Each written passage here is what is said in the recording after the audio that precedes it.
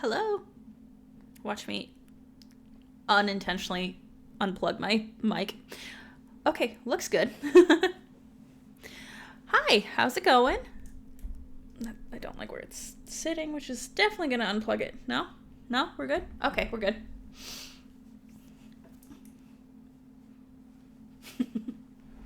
Alex. Hold on. I am going to turn it down a little bit, though.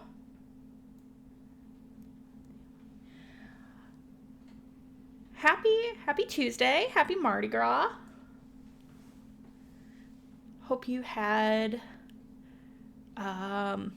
something good today. I know around these parts, it's Punchki Day. We had punchkis. I know people have pancakes. I know there's a whole lot of traditions. But I hope you had something good. Let's see. I'm going to say, doesn't matter what pastry you get, that is the flavor of punchki you are eating today. A spinach puff punchki. Sounds good to me. But yeah, I am trying to better schedule things, including when I'm streaming. So, streaming today. I'm going to stream tomorrow. And we're going to try again on Friday. Fingers crossed, but don't hold me to it if I end up not streaming. Fridays can be either really easy or really hectic, so we'll see. Also, there we go. The Office is coming along. Got our little menagerie starting here with the TV. I've got my little live light up and ready. It's coming along. It really is. I got to hang some pictures up. But yeah, it's coming along, and I'm very excited. I love being in here. It's a nice room. And I felt cozy in my other room, but I felt like there was only so much I could do. Being able to set this up is just so fun. And we have another desk over here, so my wife can be in here too. Let's see what else. Yes, if you follow me on Instagram, you know why I'm late, and I do apologize for being late, but I had to take some punchkis to my mom and my brothers. Yeah, the thing is, around here, it's the place I work and Walmart is the only places that do them. And Walmart, at least in our area, is really bad about as soon as they come in January, they make them and put them out, and then they're gone by February. And yeah, today is March 4th. Today is Mardi Gras, and there are no punchkis at Walmart. But thankfully, we have one bakery in town that I work at that does them. So we've been selling punchkis all day today. So I had to take some to my family, of course.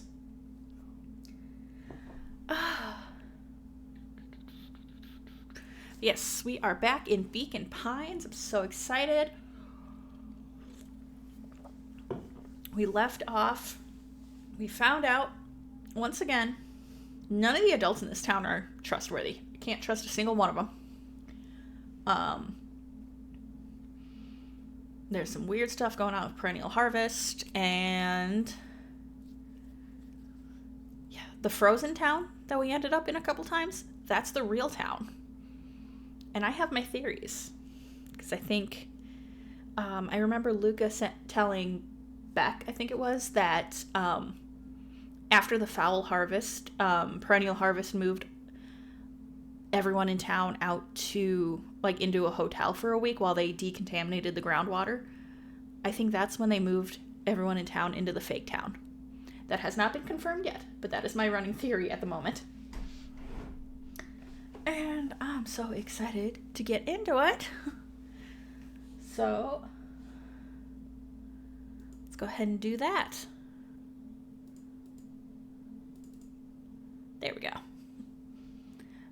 And again, someday I will figure out that camera. But for right now, there we go. Okay. Let's get into the game.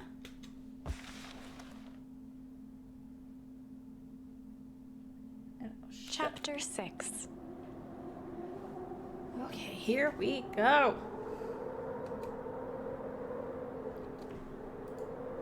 The source. Yes, the source. That's right. Several times the town has been completely frozen over because Gran, or not Gran, blew up the source. So let's see. Nat expressed his sympathy with a shrug and sauntered off as unassumingly as he'd arrived. He'd given Luca and Iggy what they needed, and nothing more. As Luca sprinted across the snow, the events of the past few days became clearer, pieces to a larger puzzle. Rollo said he was underground somewhere, captured. Mr. Kerr tried to cover it up with lies. The clipboards were hell-bent on capturing Iggy. It all seemed to point to perennial harvest. But right now, there was one thing that Luca needed to know.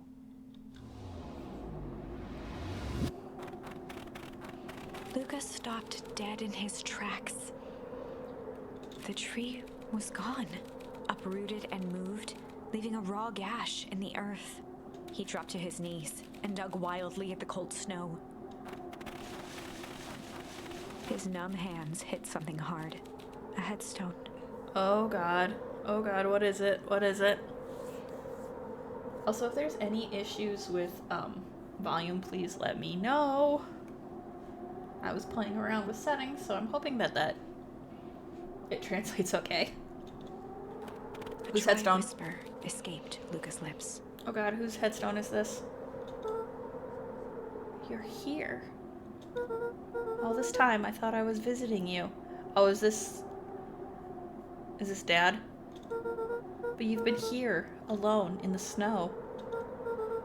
Dad, I'm so sorry. They ruined your favorite spot in the world. Our favorite spot in the world. Dad, what do I do? There was no reply. Just snow-covered silence. Why'd you give me the slip like that? What if I couldn't find you, you jerk? Iggy finally noticed the tears welling in Luca's eyes and the snow-covered grave. Oh. Iggy, they stole his tree, Iggy. Yikes. Suddenly, they heard the crunch of approaching footsteps in the snow. We gotta hide.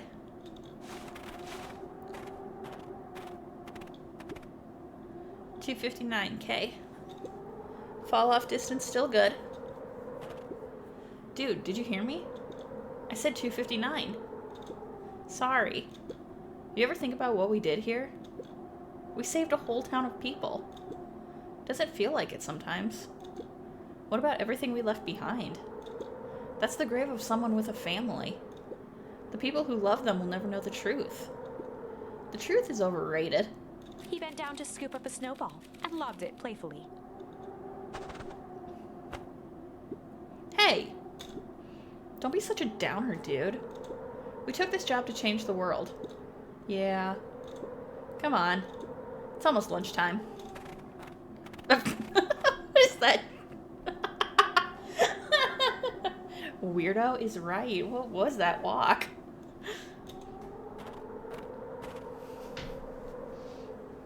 I'll do that when I go to lunch now. Here I thought I was a jerk. These dinguses are out here literally dancing on graves. Luca stuttered through heaving sobs. I thought I was visiting him. I thought he was with me. Not gonna lie, that's a bad break. Here's some advice. Iggy gave Luca a solid smack on the back of his head. Hey! Who's any of this helping? What? Sitting here in the snow crying like some pushover. Who you helping? Iggy, look what they did. They lied to everyone. Blah, blah, blah. Luca Van Horn, you're a lot of things, but you ain't no pushover. What did I tell you before? When some jerk comes at you acting like a horse's ass, I should stand up for myself. Hell yeah. Kerr and his merry little band of clipboards pulled off this switcheroo for a reason, right? Nat mentioned something about a source. Luca wiped his eyes with a sleeve. Whatever's at the source must be awfully valuable to Perennial Harvest. Sure would be a shame if something unfortunate were to happen to their precious source, wouldn't it? What do you have in mind? If it's small enough to steal, we snatch it. If it's too big to snatch, we smash it. And what if it's too big to smash? Iggy flashed a mischievous smile and cracked his knuckles. I'm always up for a challenge. I'm gonna make this right, Dad. I promise. Let's do this. Some, like, rock soundtrack should be kicking in right now.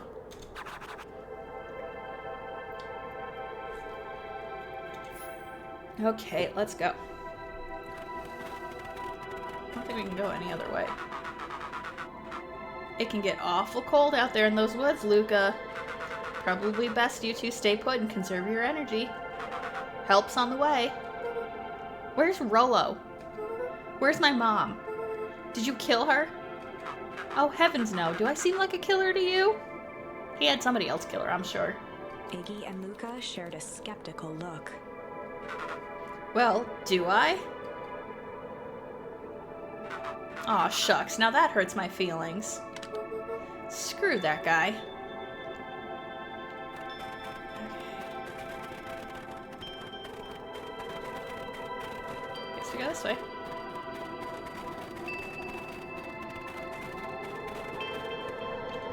A disc of smooth metal was lightly covered in snow.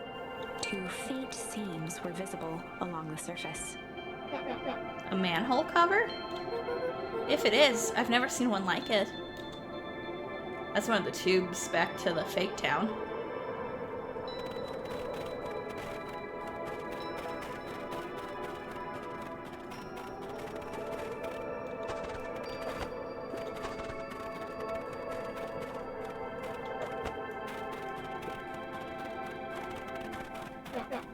Wait a minute. If this is the original town, then that means... Iggy darted behind a large pine and began digging furiously. He emerged holding a shoebox with a crude skull painted on its lid. What's that? Long story. So a few years back, I, came into possession of some premium grade fireworks. Not the wimpy fireworks stuff they give kids. The good stuff. So why did you bury it under a tree? That's the long part of the story. You and Rollo were doing chores at Roland's chicken coop, and you guys pissed me off for some reason or another. Luca rolled his eyes with realization. No, you didn't. Iggy stifled a chuckle. Yup. I just wanted to give you guys a little scare. But like I said, these were some primo fireworks. So I might have underestimated things. You blew up the chicken coop? I prefer to think of it as an incendiary redecoration. Sorry, but you should have seen the looks on your faces. Rollo got grounded for months. Which is why I needed to stash the evidence and lay low. So I buried him under that tree. But when I came back for him later, they were gone. I figured some grown-up found him and tossed him. Iggy triumphantly raised the shoebox. Turns out it wasn't the fireworks that got moved. It was us. Unbelievable. Well, we have fireworks now. I'm sure that'll come in handy. Do you think this is a game? Newsflash, boyo. You're not a hero. You're a little brat who is in way over his head. A hero is just someone who refuses to give up. Comics these days are bred in children's brains. Everyone thinks they're a spaceman superhero. I was always partial to Hank Atomic myself. Is that so? Do you really think you have a chance against us? You have no idea how powerful we are. Prepare for blast-off, loser.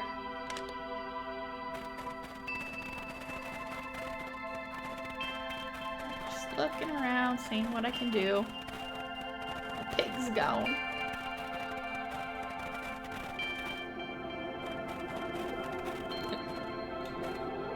Crooked. Just like this whole stinking place. I'll take that. Where's my girl with the book? I need to know what's going on. Oh, it won't let me up there. I guess there's really only one thing I can do. Luca and Iggy inched up to the edge of the hole with bewilderment in their eyes. Arctic air breathed out of the cavern in heaving gusts. Echo! Echo! Echo! Echo! Whoa. I can see why they wanted to move us all out of town now. But why would they dig a giant hole? I think this is it. Found the source, which we knew because Gran's been blowing it up. This is the source? It's a dang hole? How do we smash a hole? No comment.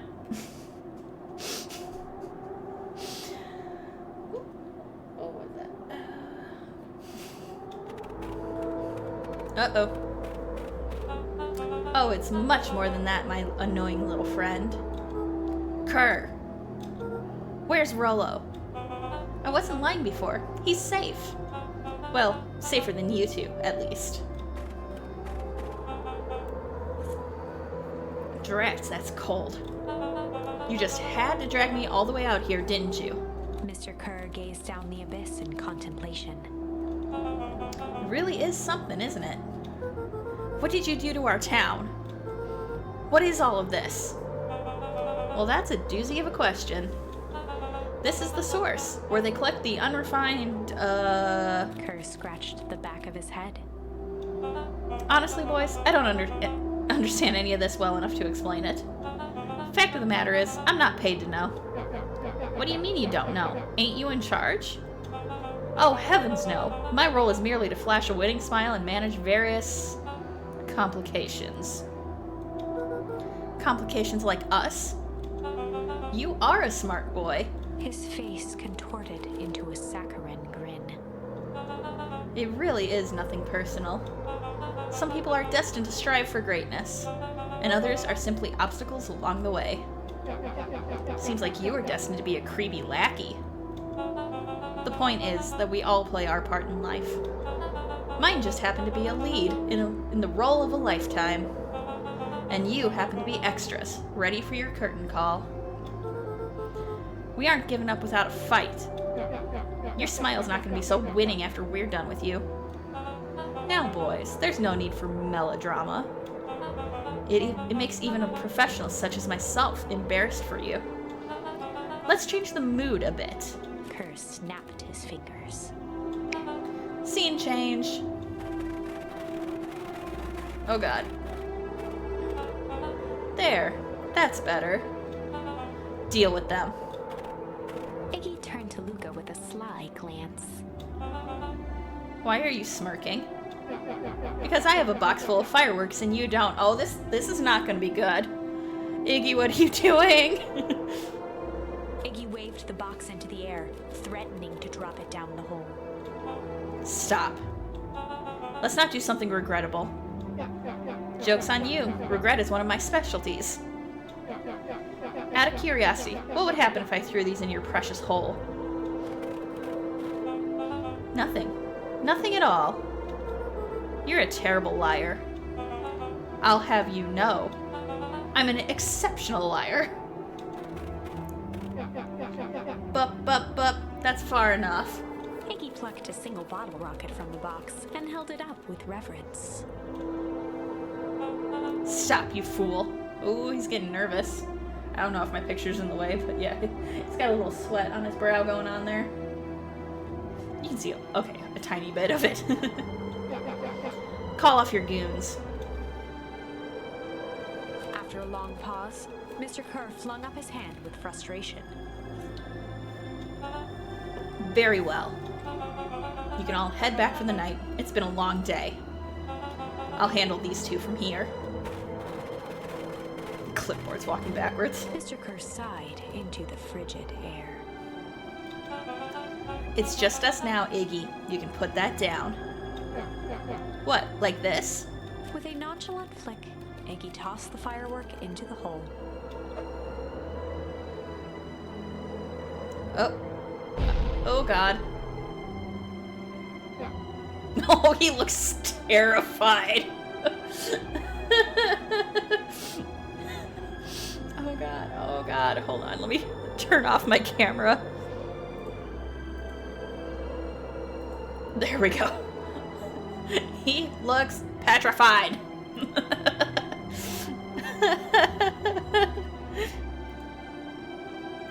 Okay, turn everything back on. There we go.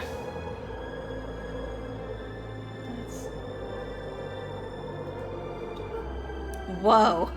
With a growl, Kerr leapt at Iggy, crashing through Luca.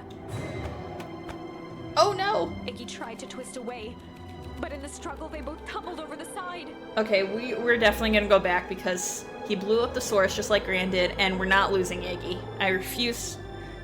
Iggy's a jerk, but I don't want to lose Iggy. Luca dove forward, bracing Iggy's hand just before it slipped.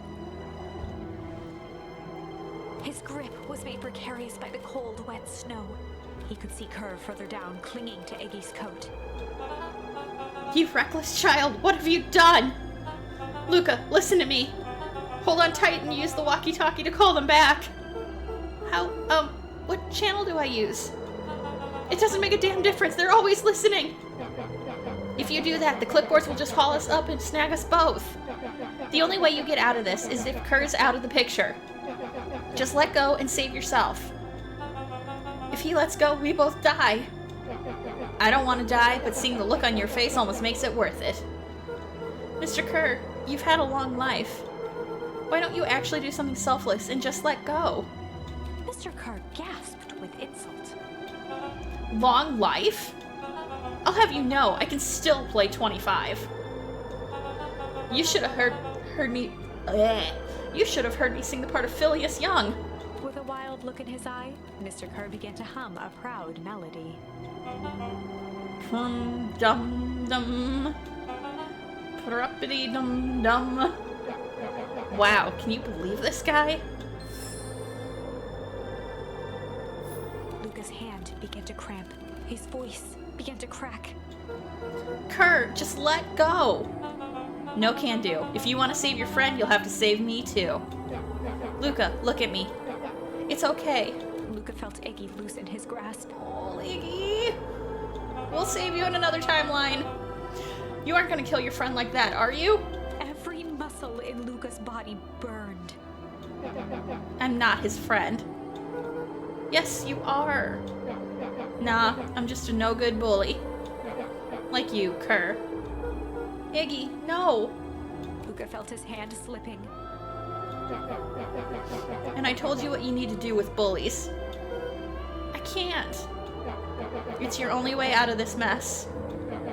Two birds with one stone. It makes sense for us to fall together. Wackadoos travel in packs. A calm settled over Iggy's face. I'm gonna cry. Luca, let me do this. Iggy's voice was colder than the bitter air billowing from the chasm.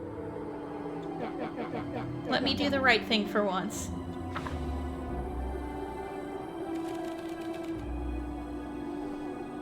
Oh no, what are we doing?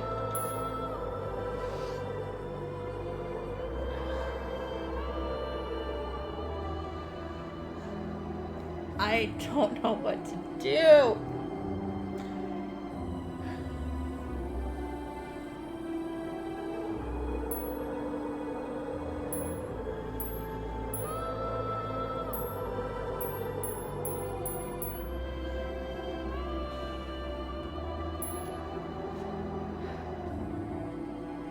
Okay, let's get the emotional one out of the way first. Luca had no choice but to accept Iggy's request. No. With a quiet blink, Luca watched a teardrop sail down into the howling void. As his fingers slowly gave up, he met eyes with Iggy. Good.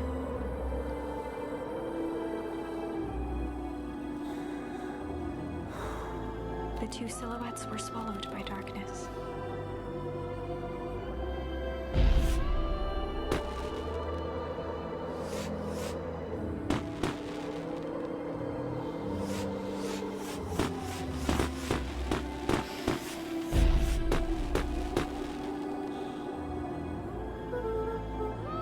yourself a goodbye, Iggy. I'm literally like crying right now.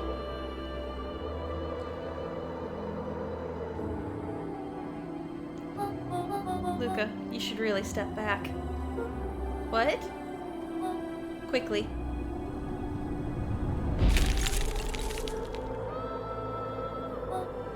Curious. Ah, but of course. Those fireworks of Iggy's must have been just the right amount of energy. We should get out of here before Perennial Harvest arrives. Not until you tell me what just happened.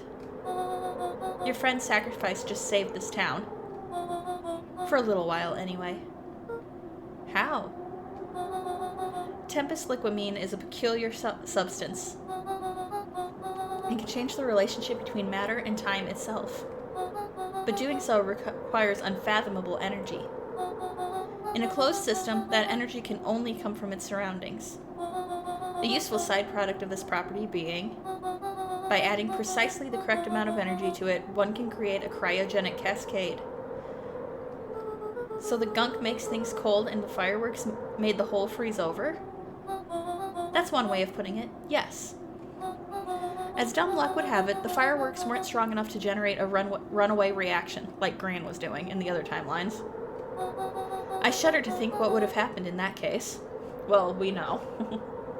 We have some idea what that would look like. Exactly. Oh, we're in ads. In the shadowy corners of Beacon Pines, whispers echo through the chat like a soft breeze rustling the leaves. Strudel-Doodle, our intrepid guide, navigates the murky waters of mystery and magic. Can we save the town? The question hangs heavy in the air. With commands like flaky, toasty, and burned, we're armed for whatever twists await. Stay sharp, folks. The tale is just beginning. Ooh. While we are in ads...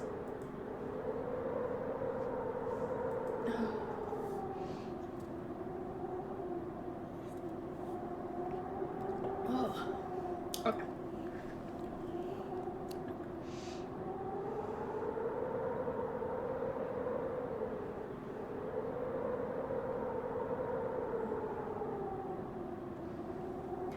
Okay.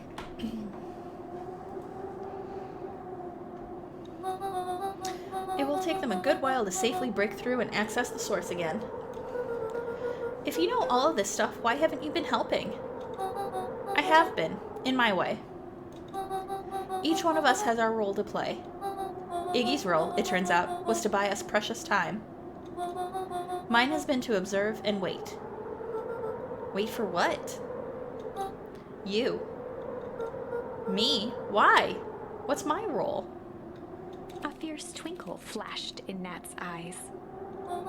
Luca Van Horn, you are going to save the world. With a chuckle, Nat turned and walked west. Dumbfounded, Luca followed behind him, trudging through the snow. Every step taking him further away from everyone and everything he knew, and closer to destiny. To be continued in Beacon Pines, Pines Harder. What? Revenge served cold. Second time's a charm? What's with the glowing words? That's it? This ends with a crummy cliffhanger just when it was getting good? I was even starting to like Iggy. Yeah, I think we're gonna go back and save Iggy. No way. I refuse to be associated with some never-ending parade of sequels. So what was with the glowing words? What was with the glowing words? We gotta keep charm and 2 in our heads, just in case. Let's go back and find something more definitive. Okay, I think this is the...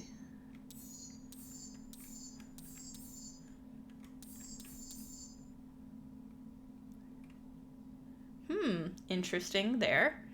Wait, what was that one? Weep or hum? Okay, well, let's see what happens when we save Iggy.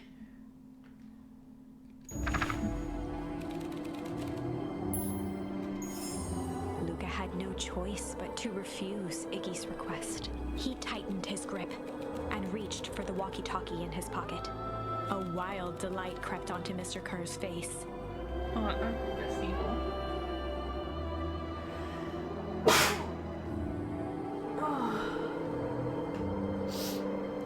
Oh, sorry. That's a good lad. Now, radio for help. Iggy begged Luca with his eyes one last time, but Luca pressed the button and called out. We need help. Mr. Kerr is in danger. It wasn't long before they were once again surrounded by clipboards. This is not going to end well. Mr. Kerr sighed with relieved frustration. There you are. You really are a worthless lot, aren't you? Mirror, now. A clipboard dutifully produced an ornate ivory hand mirror, and Mr. Kerr began preening his tousled hair. Ah, that's better. Mr. Van Horn, I applaud your sharp thinking under duress. I'll put in a good word for you with the founder. Take them away. Who's the founder? A swarm of hands overpowered Luca. Yeah, I knew this was not going to be good. The last thing he saw before a cloth bag was pulled over his head was the defeated look on Iggy's face. The end. Yeah, I knew that one wasn't going to be good. I think this was one of those times where doing the right thing was the wrong thing. Okay, so yeah, let's go back and hum here. Okay, so now we're back in the timeline with Gran blowing up the source.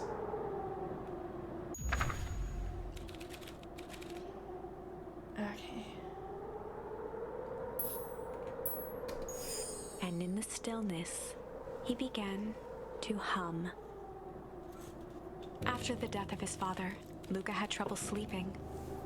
Each night, his mother would sit at the foot of his bed and hum a gentle melody. It is really cool that we're like bouncing between so many different timelines and trying to figure this all out. It was the only thing that could calm his mind. The only thing that, however briefly, could make it all seem okay. That melody pervaded every memory Luca had of his mother. Shivering in the raw snow, he began to hum it out loud.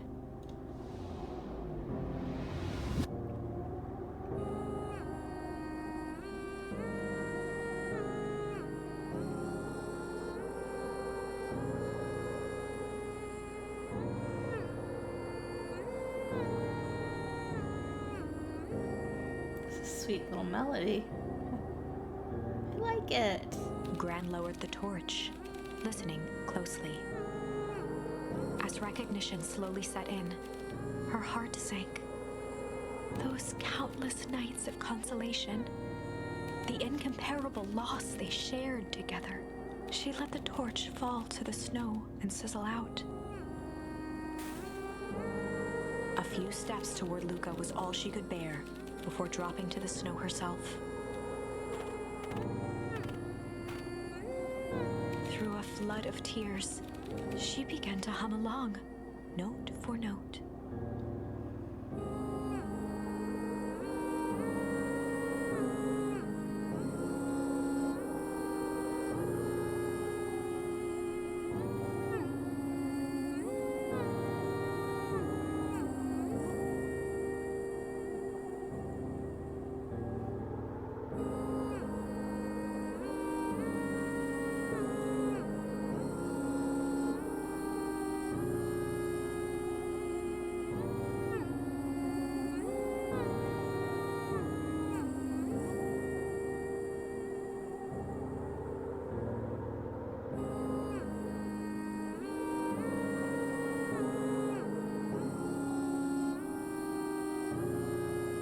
Lifted his head in astonishment. The last time he heard that melody was the last night he saw his mother. How do you know? I'm so sorry, my little buckaroo. Buckaroo? The only people who call me that are my dad and your mother. Gran is mom? Luca blinked through blurry, watery eyes, trying to see more clearly. He could just make out the impression of a familiar face. He peered across the snowscape at the woman on her knees. Something about her was undeniably his mother. Only smaller, older, changed. Mom? That's right, buckaroo. Mom! So he didn't really lose his mom. God, I'm crying. Ugh. His mom's been there the whole time. Luca sprinted as fast as he could toward his mother. They held each other close, and the cold retreated from their bodies. What happened to her, though? Eleanor? I thought you were gone. You should have known I would never abandon my son. Eleanor looked down at Luca, tightening her embrace in an appeal for forgiveness. How? You're a smart man, Joseph. I thought you'd have pieced it together by now. You were exposed. Mom, I don't understand any of this. What happened to you? Where did you go? Why did you leave me? I never left you. I was always right here, Luca. Why did you lie to me? It tore me up, Luca, but I did it to keep you safe. I thought that getting answers would help us both move on. But the more I discovered, the more I realized the danger we were in. Until perennial harvest was stopped, it was better if everyone thought I was gone. You could have trusted me. These are bad people, Luca. They won't stop until they get what they want. And they don't care who gets hurt in the process. Then, what do we do? We have to stop them. Joseph slumped into the cold, wet snow. They can't be stopped. This is too big. I tried beating them at their own game. I'm done fighting fire with fire. For the first time in a long time, her voice felt like her own again. No more lies. I see now, there's a better way to stop perennial harvest. The cold, hard truth. Luca gazed down at Nuncreed with pity. He looked small. Joseph stared into the snow, as if searching it for answers. Come on, everyone. We've got a party to crash.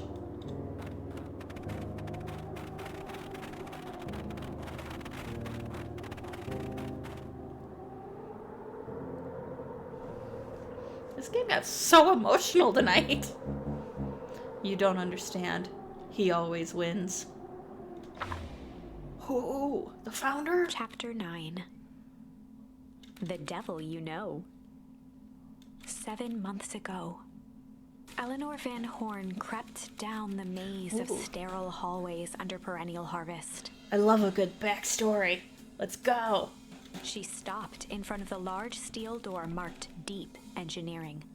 No turning back now. She raised a trembling hand.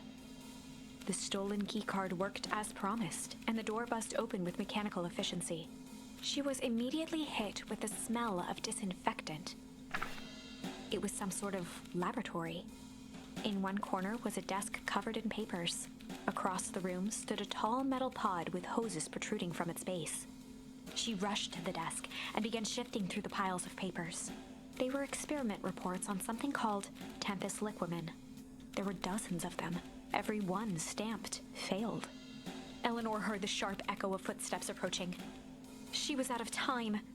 Her eyes scanned the room, eventually landing on the strange pod. Muttering a curse under her breath, she dashed over and dove inside. Huh. And that is what change is all about.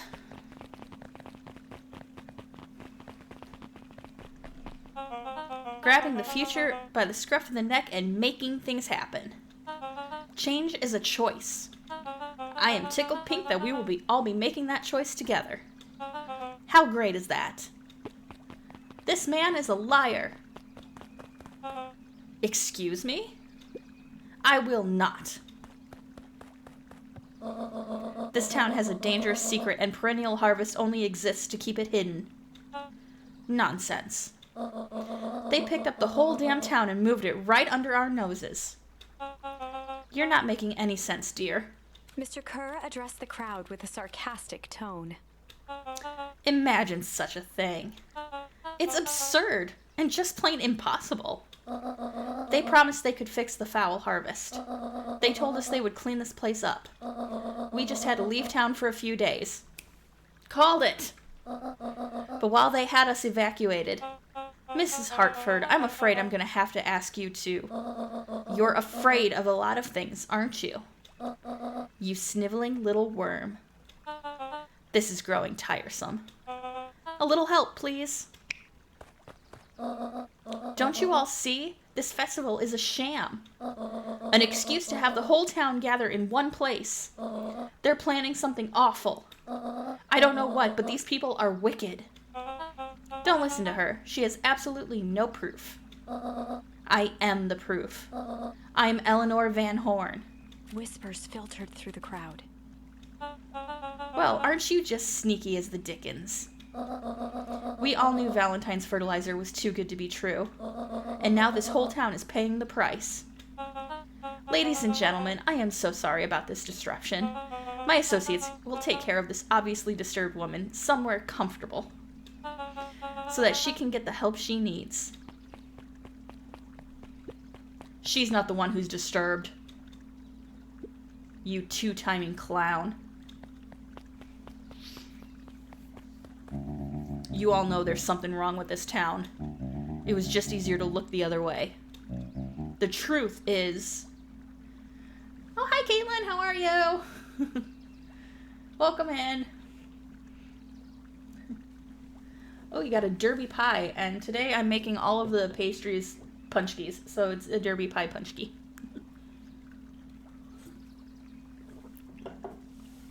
Continue the dramatic reading. Okay. The truth is...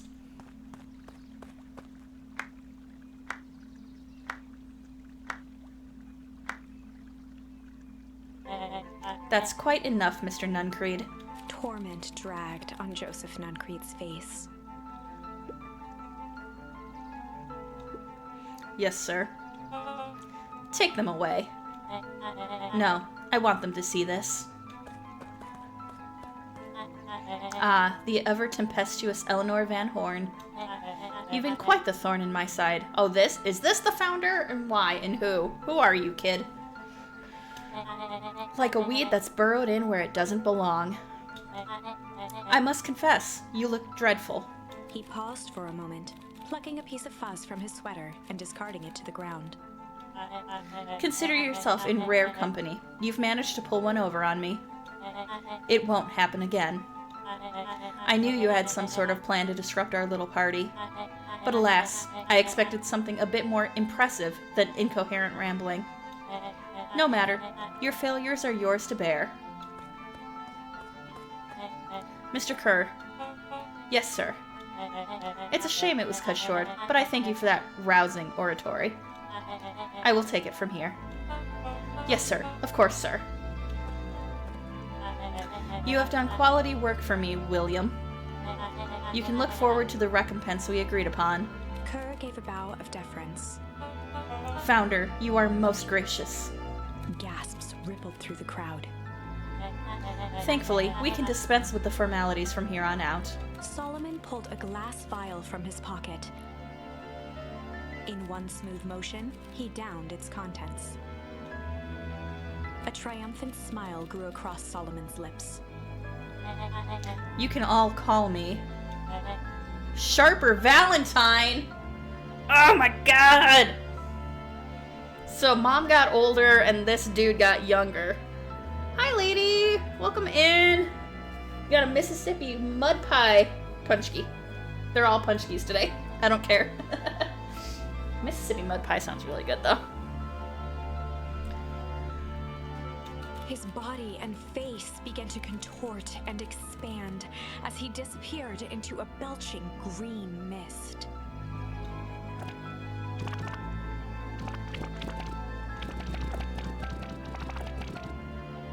A hushed horror gripped the crowd. Dun dun This dun. is a story about change. What? No! Ah, so you didn't see that coming. Good. Sharper examined his new hands. Well, this is quite the improvement. Everything looks so much smaller now. Eleanor was right about one thing. This festival was a ruse. I wanted you all to witness my glorious return with your own eyes. Why does everyone look so downtrodden? This is a celebration, people. Maybe it would help if we set the mood. Mr. Kerr, be a dear and reveal the sign.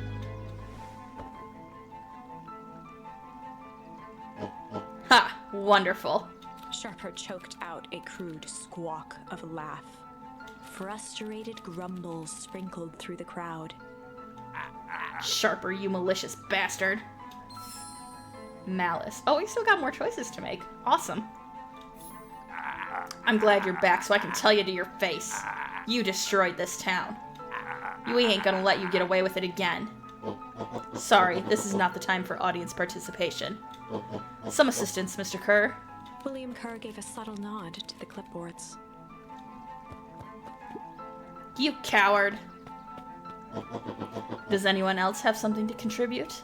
A helpless quiet settled over the crowd. I thought so. Did you all truly believe you could be free of me? A town of complete and utter fools?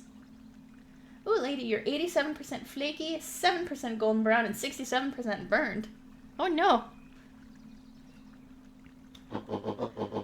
You people should be celebrating my return. You're clearly lost without me. And that leads me nicely to my children. Daddy? God, Gus. I just imagine, like, his tail's wagging, like, nonstop. I gave you both the greatest gift a parent can give. The opportunity to prove yourselves in my absence. Squandered. To say I am disappointed would be an understatement. Has he just not listened to anything that was said? Obviously not. I have a feeling like in his head he was just like, da da da da da da. Wait, Daddy's back? But I... Silence, Augustus. An adult is speaking. Meanwhile, he looks like a young guy and Gus looks like middle-aged, drunk. Guy that drinks at the bar like every night. I don't know which is worse, a son who is completely hopeless, or a daughter with such potential who inevitably lets me down.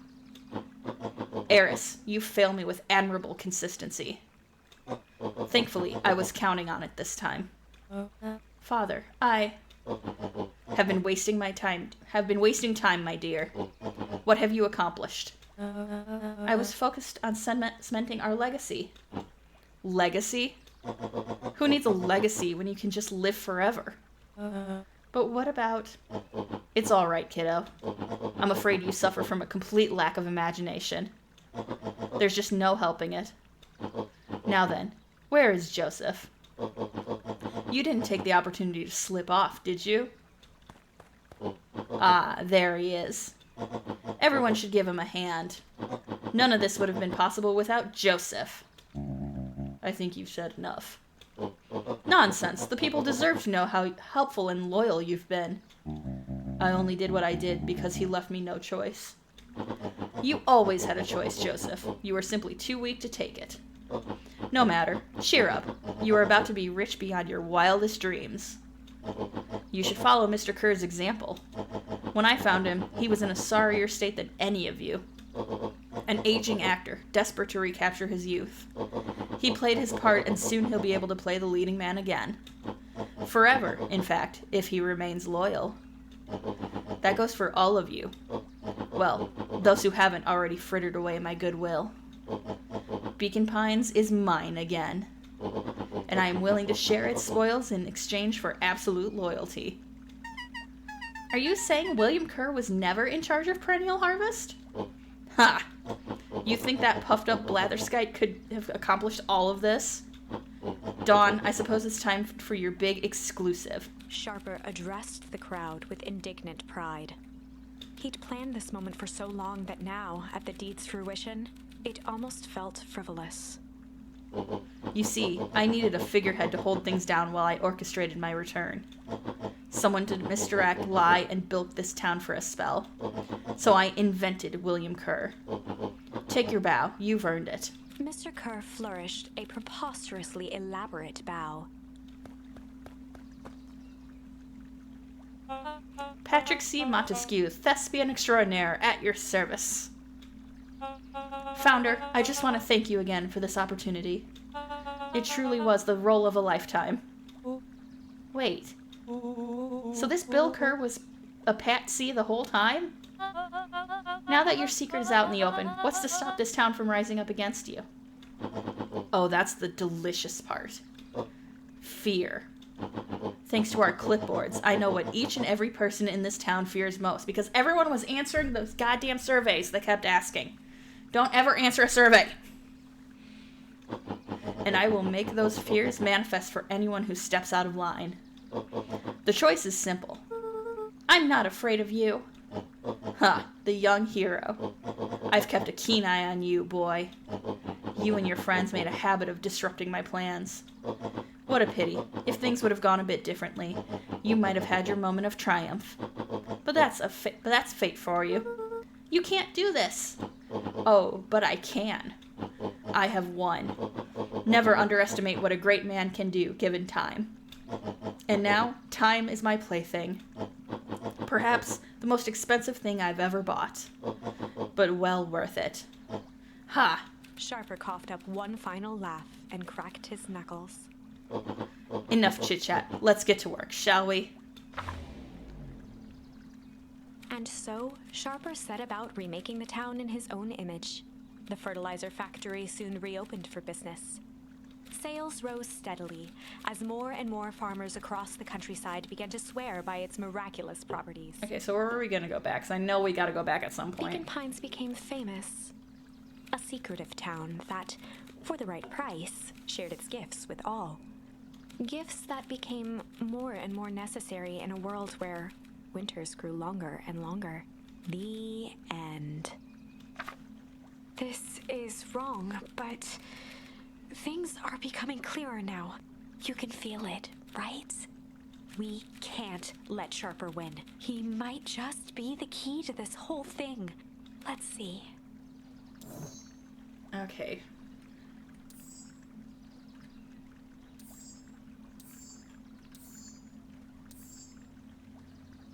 Oh, there we go. Okay.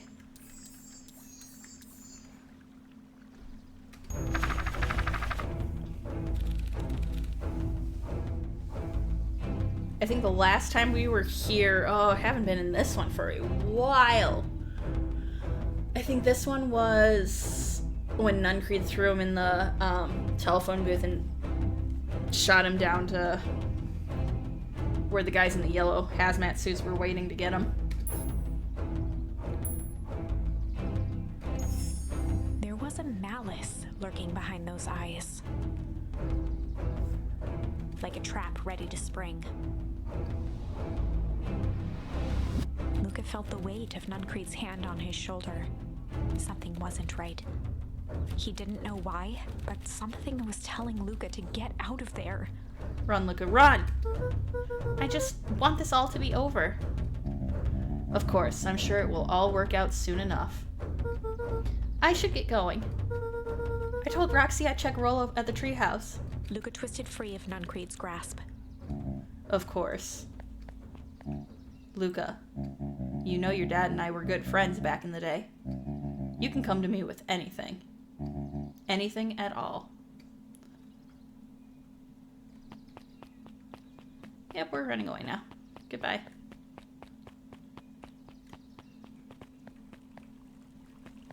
Oh, there's Sharper. Oh, let's see what she's reading.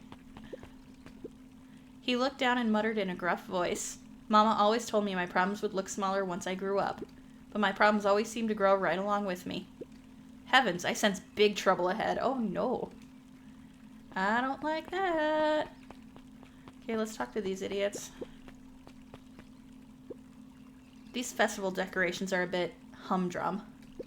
Now, if I were to throw a festival, it would be a thing to behold. I'll say. I agree. This is all more than a little sad. It's worse than sad. It's boring. What if we did a little something to spice things up? I'm listening. You know that festival sign waiting to be unveiled? It would be a shame if someone... The two scurried off, eagerly formulating a plan.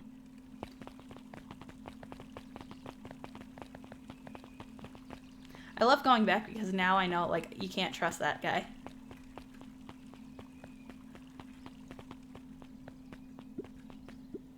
Hi, Luca. What's up? You haven't seen Rollo around recently, have you? He doesn't come around here much. Not since they made a rule that he can only order decaf.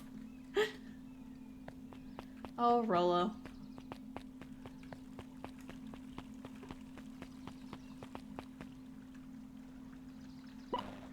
Identify yourself, please. Nellie Modewell. Yeah, that would keep me from a coffee shop, too. Decaf? Are you kidding me? I don't drink coffee for the taste. I drink it for the caffeine. I work here now. I am unable to locate you on our staff roll. Oh, I don't officially start until tomorrow. Mr. Kerr said I could come in early tonight to get a few things done. Hold, please. That's Beck's mom. Clearance authorized. Thank you. Our harvest awaits. Not talking about a clipboard. Let's talk to Jeff. Whoa. You could get a wrench to the noggin sneaking up on a guy like that. Don't scare a man while he's junking, Sonny. Evening, Jeff. Oh, we're in ads. Newscast update from Strudel Doodle Stream. Caitlin, aka How I Spell It, received a warm shout out on a virtual cookie for their mod magic. Meanwhile, Lady joined the cozy gaming crew with a slice of Mississippi mud pie. Their snack count is rising. Flakiness and toastiness were measured, but beware, burn levels are high at 67%. Stay tuned for more Beacon Pines adventures. Hashtag Team Blue Forever.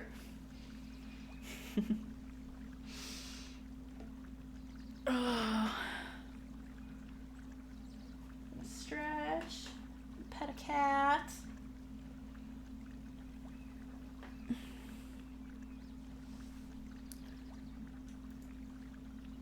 Ow, ow, ow, ow. Claws out. Okay. Want to get up here?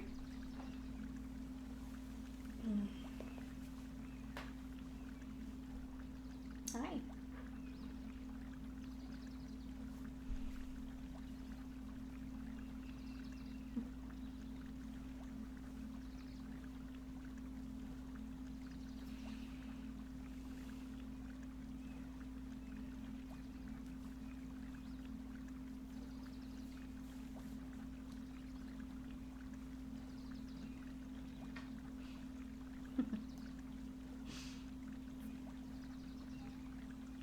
Welcome back from ads. I've been accosted, as you can see.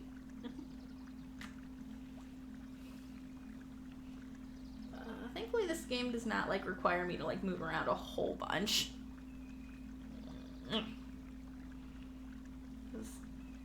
She's gotten really bad about wanting to be held and in my arms all the time. Say hi. Say hi.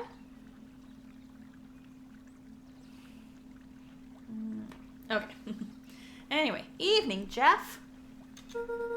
Isn't it kind of late to be junkin'?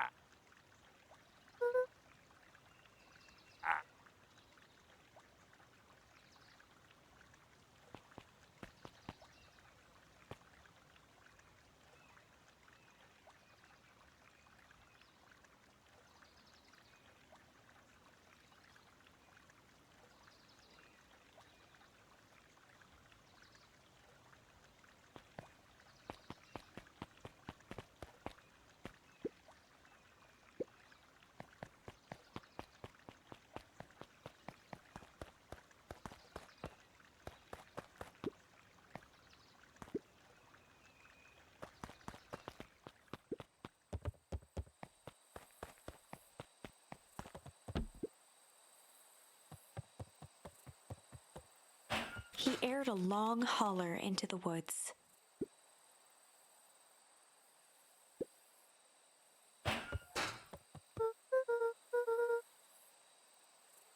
Luca felt his eyes getting heavy and plopped into the beanbag.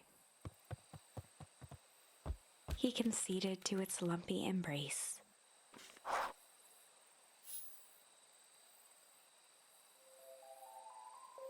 Once again, Luca found himself in a vast black expanse. This time, he knew exactly where to go. He took a single confident step forward. The world flickered and pulsed. He found himself standing in front of the frigid air of a blazing campfire. The source. He plopped down cross-legged and gazed into the cold flame, waiting. Soon enough, the fire began to die out, popping sporadically, until all that was left was a single ember. Luca stood up and dusted himself off. He plucked the glowing ember from the cold ash, examined it, and slid it into his pocket, a keepsake. The voice of his father spoke behind him. "You made me proud, Buckaroo." Luca turned to face him. "Dad, what is this place?" A warm grin grew across his father's face. "A place where everything that has been and everything that could be all wait together." Luca found himself staring at his father's face, trying as hard as he could to memorize every single detail. "Wait? For what?" Another voice spoke out as Luca's doppelganger stepped forward. "That's up to you." Without knowing why, Luca began to weep. Is any of this real? Are you real?" Luca's father bent down to smudge away a tear. "Of course. I'm as real as the part of you that misses me." Luca turned to look at the older version of himself. "And you?" The doppelganger choked back tears. "I'm as real as the part of you that's angry he's gone."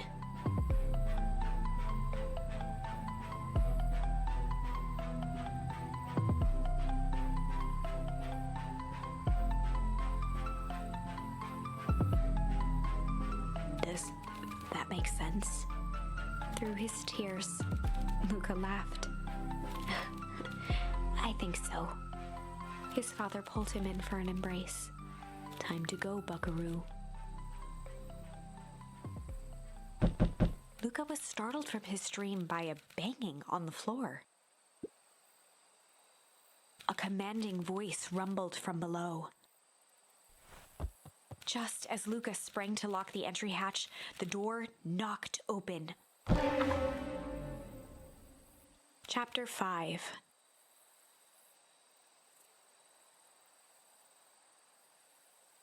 Dangers big and small. Luca stumbled back. He heard the rope ladder creak under significant weight. Keeping his eyes fixed on the hatch, he inched backward to the balcony. As his hand grasped the door handle, Luca froze. A large figure clumsily wriggled up through the hole.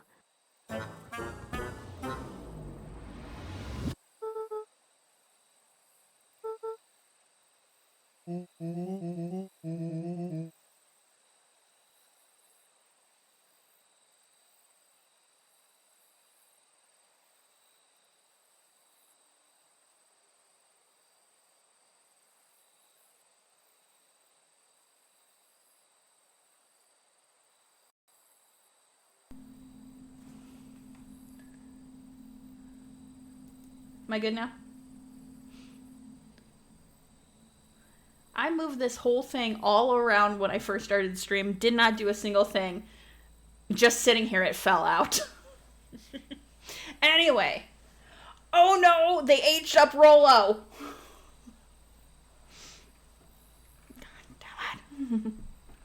Did the same thing to his mom. Yeah. I don't know if he caught it or not, but Gran is not Gran. That's Luca's mom, aged up. Rolo! Who are you? The large figure cocked its head inquisitively. Stop now or I'll clobber you with a baseball bat. Whoa, whoa, whoa, take it easy. Luca, you need to get your eyes checked. It's me, Rollo. Nice try, but I know you aren't Rollo. You're like one of his random uncles or something. Where is he? Uncle? Luca, quit messing around. It's me. If it really is you, prove it. Flaming chicken coop, Luca. Luca's jaw dropped. He peered more closely at the man standing in front of him. Something about him was undeniably Rollo. Only bigger, older, changed. How? What happened to you? When I was running away, I ran into more people in those yellow suits. They grabbed me and dragged me away. What? Where did they take you? Dunno. They threw a bag over my head. It was cold and smelled like a swimming pool. I think it was an underground lab or something. They made my hands all big. Look. Rollo proudly presented his hands to Luca. Pretty sweet, right? I mean, it wouldn't be my first pick for a superpower. But beggars can't be choosers. Rollo, it wasn't just your hands. Oh, Rollo. My feet, too? Dang, Pa just made me new shoes. Wait, Luca, why are you so small? Luca moved to the side and pointed Rollo to his reflection in the balcony window. What the? His hands shot up to his face. Holy Toledo! Rollo, what did they do to you? They made me drink some sort of green crud. Ew. Actually, it wasn't too bad. Kind of tasted like licorice. I passed out and woke up like this. And then I sorta smashed open my cage and escaped. Rollo would. He would do that. Whoa, you smashed open a cage? Kinda. At least I think I did. It's all a bit of a blur. They had you in a cage? Who are these people? I don't know who did this to you, but we're gonna fix it. Fix it? This is awesome! I love Rollo so much. Well, I'm just glad you're safe now. Luca, you don't need to worry about me. Sure, I got snatched, but look at it this way. I got snatched. I know where snatched people go. We may finally have a lead on what happened to your family. Maybe you're right, but this all seems dangerous. Danger. Ha! Rollo shadowboxed a few jabs. I'll take them all on. Hey fellas, what's up? With a yelp, Rollo dove behind Luca. Take cover! A grown man hiding behind a child. Did I come at a bad time? Who the heck are you? This is Beck. Sorry, something truly bizarre just happened and I need help. I didn't know where else to go. So, you're just hanging out here with your large adult friend? Nothing creepy about that at all. Ah, no, this is my buddy Rollo. This is your missing friend? One and the same. He seems a little old. I'll have you know this is a recent development. What the heck does that mean? Oh, I'm sorry, you're the one who just showed up out of nowhere. So we'll be asking the questions here. That's fair. How did you find us? Your silly little treehouse? I think you mean our silly little mission control. I hate to break it to you, but your secret path isn't so secret. And I could hear your racket a mile away. See, Luca, this is why we need to improve security around here. Not now, Rollo. Beck, you said something bizarre happened? Yeah, but... She shot a nervous glance at Rollo. Anything you can say around me, you can say around Rollo. This has been a weird day all around, hasn't it? Yep. Beck's eyes narrowed. Okay, so it all started when I made it back home. My first order of business was to try to salvage my hair. So I dyed it with some stuff from the chemistry set my mom gave me. Okay. Just need to play it cool and hope no one notices. Notices what? Oh, nothing. I was just... Come over here and let me have a look. Oh, honey, what in the world did you do to your hair? I just kind of felt like a change. This is going to take forever to grow out. You were the one who said that change was a good thing, right? I was talking about your mother's new job. I was talking about us moving. Well, I guess I just took your lesson to heart. Ilona tried to put on a smile. Before I forget, I came up here to tell you that Nellie had to go into work. Tonight? Her and Mr. Kerr decided it would be good for her to get some things done before tomorrow. That Kerr guy seems like a grade A creep. Beck. He is! Him and his weird cult of personality. You are not going to ruin this job for Nellie. It means too much for her. Oh, I know exactly how much it means to her. It means enough for her to exile her daughter to this podunk town. This place sucks. The people are weird. You just don't know them yet. It's always cold. We're in the mountains, you'll get used to it. I can't even pick up a single decent station on the radio. It's all banjo music and farm reports. You know I grew up in a town not that different from this one. Is that why you're better at talking to plants than people?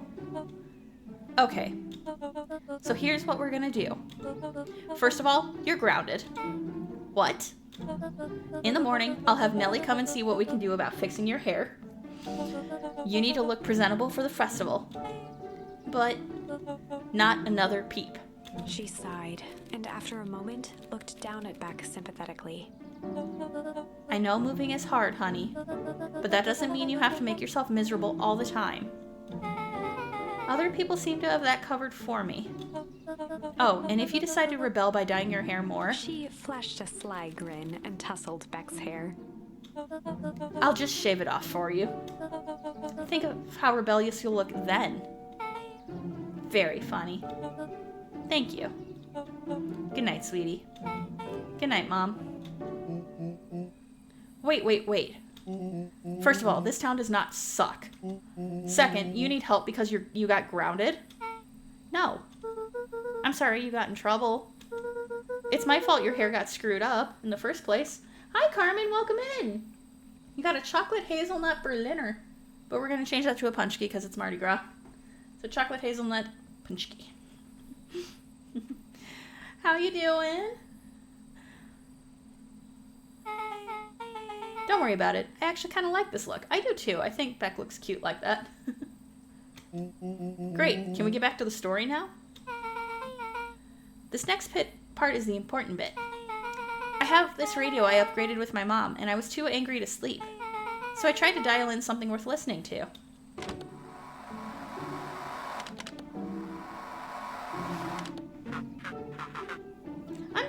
I'm good.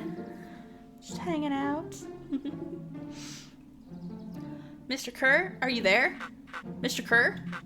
Yes, I'm busy. What is it? Apologies, I have the founder on the line. Patch him through immediately. One moment. Hello, sir. It's so nice to hear from you. Skip the pleasantries. What's your report on our new lead researcher of deep engineering? Nellie Modewell seems to be integrating nicely. At this very moment, she's working to help us meet our deadline. She offered to work overtime before I even had the chance to suggest it. Excellent. And you have faith that she's capable of finishing the work left by her predecessor? Her work must be complete before the festival. I will make sure she stays day and night until it's accomplished. Good. You know how I feel about loose ends. Yes, sir. Once she has finished the work, we need to make a determination regarding her long-term prospects in the company. Immediately, sir? I usually have more time to fully bring people into the fold. We are in the endgame, Bill. After your failures with Dr. Prescott, I can't afford to take any risks. Of course, sir. No loose ends, sir. Once she finishes the work, she will either leave the office completely committed to perennial harvest, or she won't leave at all. Perfect. Sir, if I might suggest, maybe we should delay just for a bit. Oh? It's just, we seem to be rushing to hit this festival deadline, and rushing into things has caused some issues in the past. I see. Please understand that I just want what's best for you. I'm eternally grateful for all that you've done for me. Bill, I'll make this very clear for you. I brought you in to make things run smoothly, not to have opinions. Of course, sir. Chin up, Bill.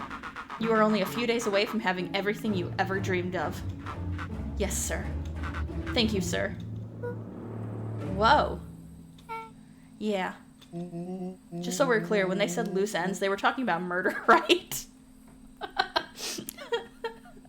God damn it, Rolo. Like, actually killing someone? Capital murder? Luca gave Rollo a quick elbow to the ribs. Who is the founder? I was hoping you guys would know. We do know. We know. The audience knows. They don't know yet. That was in a different timeline. Oh my god!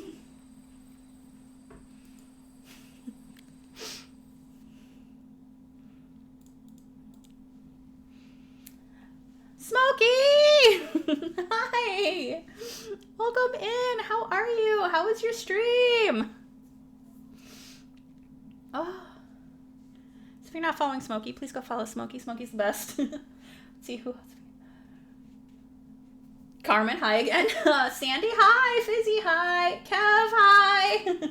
Wordna, hi. Welcome in, everyone. How are you all doing?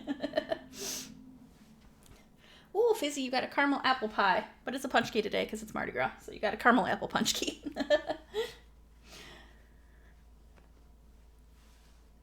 How was your stream? What were you up to?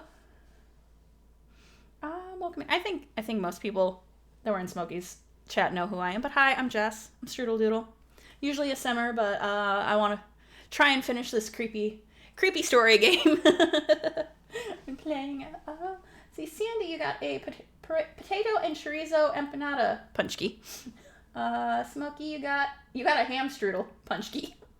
And Kev, you got a cream cheese kolache punch key.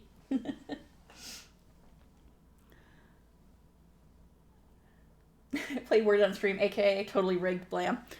Totally rigged. Did you get any closer to level 26 again?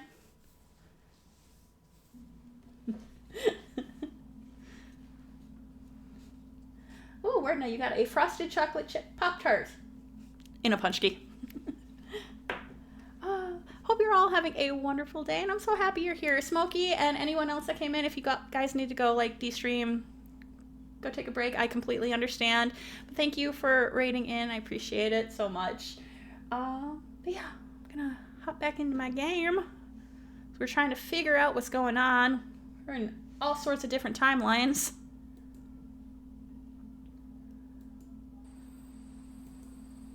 There we go.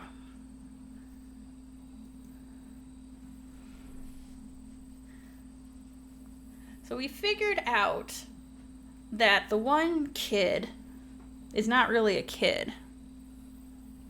And that the town that they are in is not the real town. And we got perfect score a bunch thanks to a new friend who came into chat and helped. That's awesome! I love that. Overachieving. Skipping 5 levels. I hope there weren't too many instances of blam where a word is obviously a word and not accepted for some reason.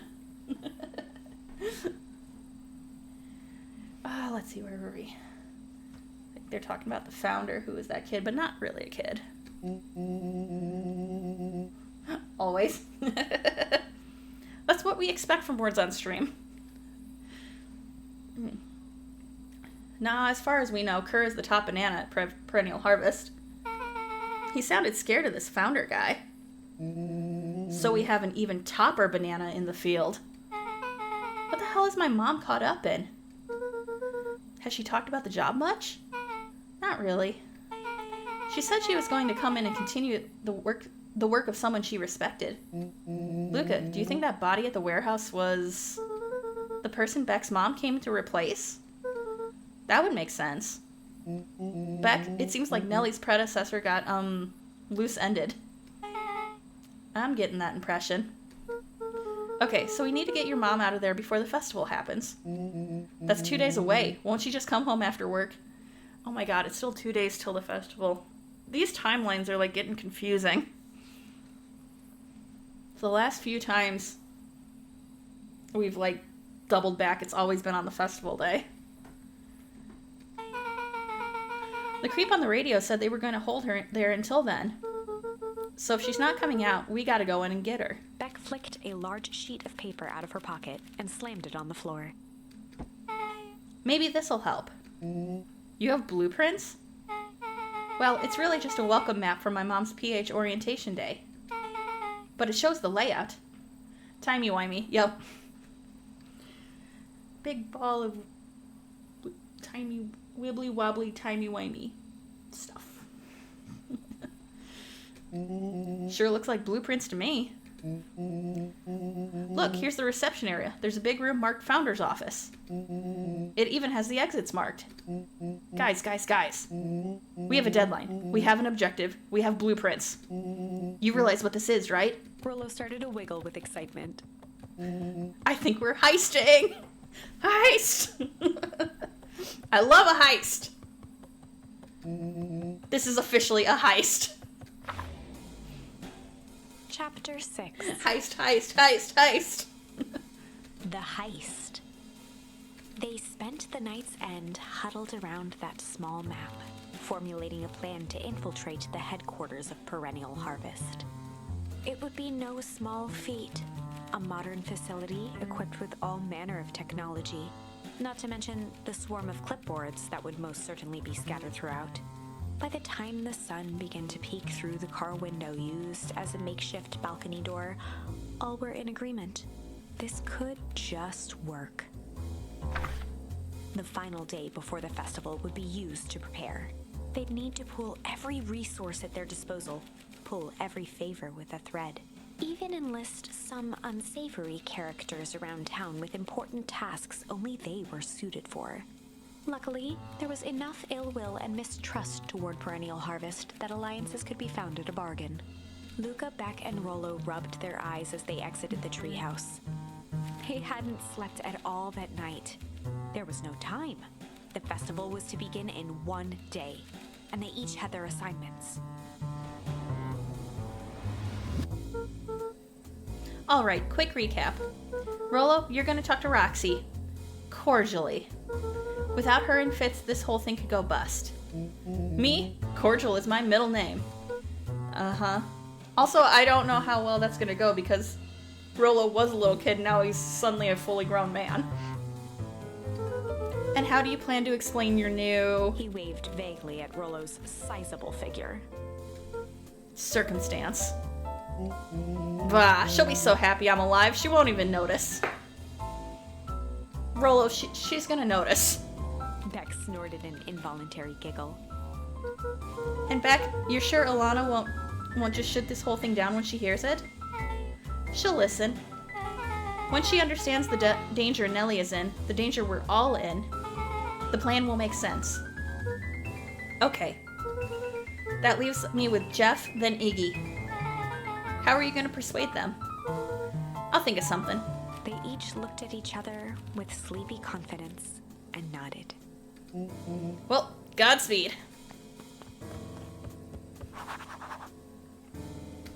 Okay, let's go find Jeff, and then Iggy and Tish. Oh, Iggy's alive!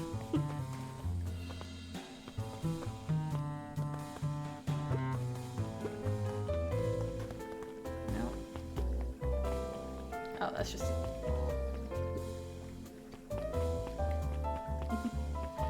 It is so cute. Even though it's got like a really creepy storyline, like they made it just so cute. To offset it enough. Undaunted, he shook his head.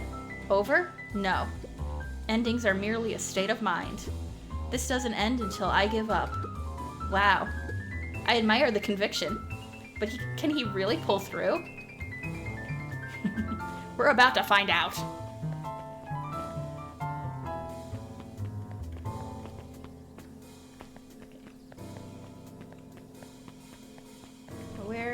is Jeff? Where is Jeff? And or Iggy and Tish.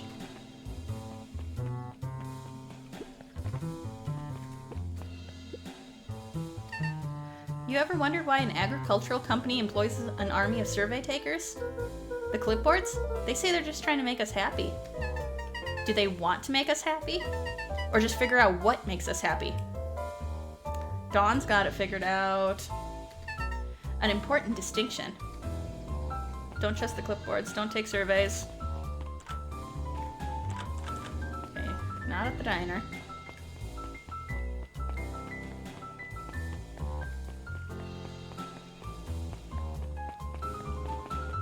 There's Jeff. Hey, Jeff. Never trust anyone with a clipboard. Nope. Absolutely not. It's never good. What can I do you for? Well, I know how much you hate perennial harvest. Hate's a strong word. Oh, sorry, I mean, I didn't say it was the wrong word. Gotcha. So, we're gonna break into their headquarters and I thought you might be able to help. Jeff wheezed out a long snicker. Hee. You see, I knew your kids were alright. Great, so you'll help? The joy in Jeff's face drained instantly. Not a chance. But, give me one good reason I should risk my hide aiding and abetting you rascals. Looking into the sullen eyes of his would-be accomplice, Luca blurted out the first word that came to mind. Oh, we're nuts! Oh, honey, the chat's buzzing like a beehive today. Smoky Glow's raid brought in a flurry of activity with Get Camp chants and virtual cookies flying off the shelves. Carmen popped in for a quick hello while Fizzy and Sandy indulged in some tasty treats. And don't get me started on those perfect scores and words on stream. Totally rigged, I tell ya. Keep it toasty, dearie.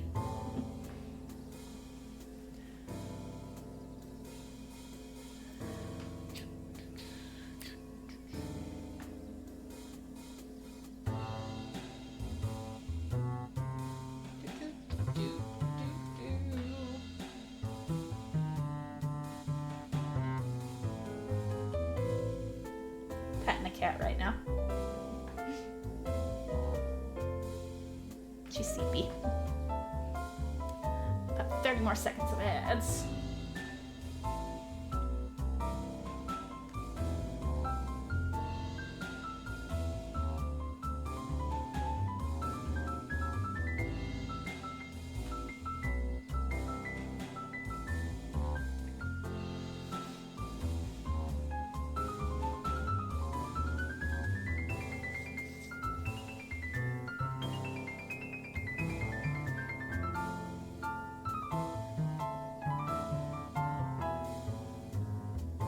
Welcome back from ads. We're still trying to convince Jeff. I did pause during ads.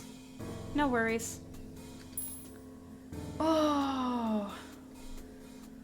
Okay, how are we gonna convince Jeff? Are we... Hide, junk, shit, fight, or crooked?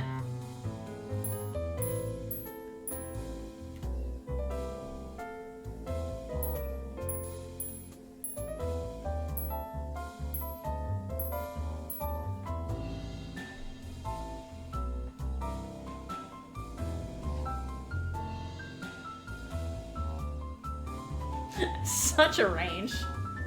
Let's...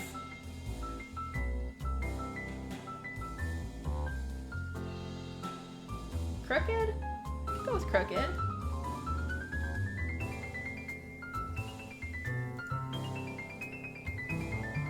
I feel like he would too. Say fight the man?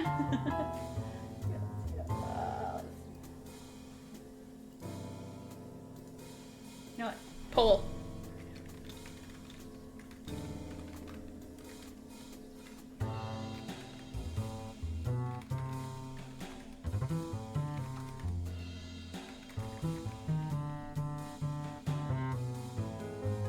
Okay, I'll give you a minute. Pick your favorites.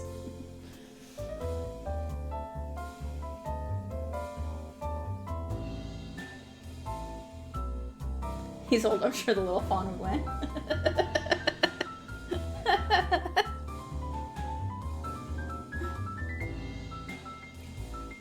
I'm sure he would, but I don't know. Jeff seems wily enough.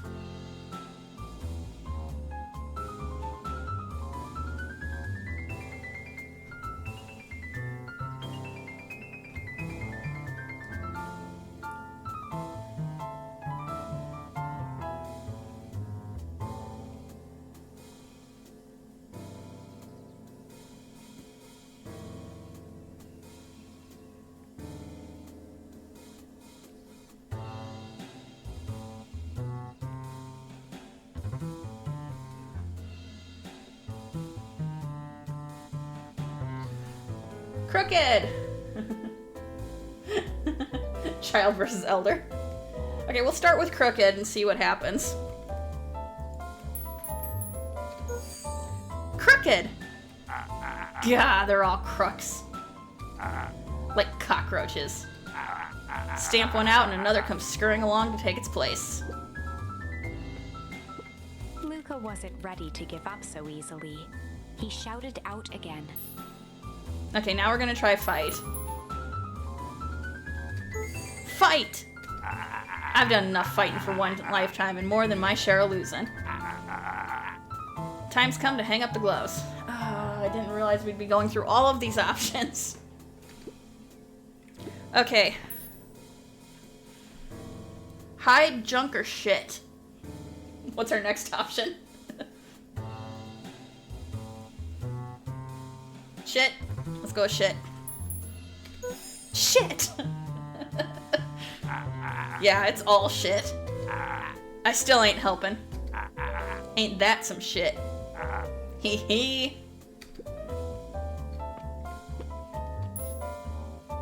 Hide or junk? I'm leaning towards junk just because it's Jeff.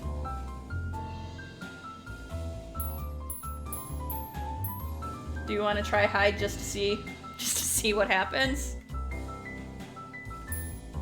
Or should we just jump in with junk?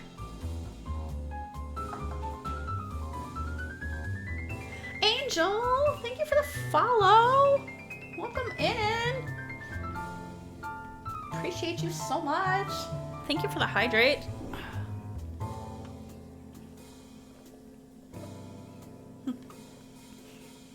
Excuse me, Twitch. Junk? Okay. We're gonna go with junk. Junk! So I think, because it's Jeff, I think that was probably the right answer. Yeah, what of it? Sonny, I've got more junk than King has copper. Ain't interested. Ah, damn. Maybe it is hide. Damn, I thought I was onto something. Hide. Jeff's brow perked up. What'd you say? Go ahead and hide then. Sensing some traction, Luca carried on with vigor. Let a bunch of kids do what needs to be done. We're not afraid. Jeff's scowl faded with a sigh. Say what you will about old Jeff, and they all do, but you'll never hear him say I hid from nothing. One good stomp of the foot was all Jeff needed to drive his point home. What was it you kids needed? Some sort of disguise. I've got just the thing. And while we're at it, that crate should come in handy. This ain't gonna be free, you know. I'm thinking 5 bags of sour gobs should cover it. Put it on my tab? Luca offered out his open hand to seal the deal. Shaming works, good to know. With a firm and dusty grip, Jeff reciprocated. Done. Swing by first thing in the morning. Okay, so we got Jeff. Now let's go find Iggy and Tish.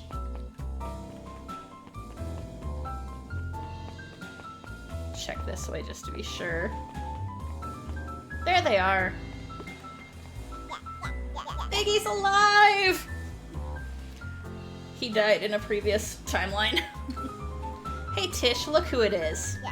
Luca, are you here to try to tickle us to death again? Look, just hear me out. Iggy raised an eyebrow suspiciously. We're listening. Iggy, I know we've both been giant bags of... I mean, obviously this one's gotta be shit, right? Shit to each other. They led that one. Iggy gave a reluctant shrug. You're not wrong.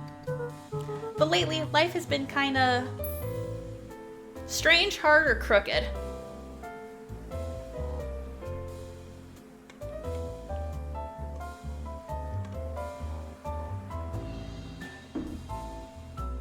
Strange? Strange, you know?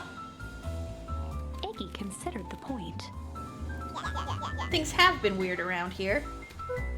So, I'm offering a truce and asking for your help. What do you say we hide or break?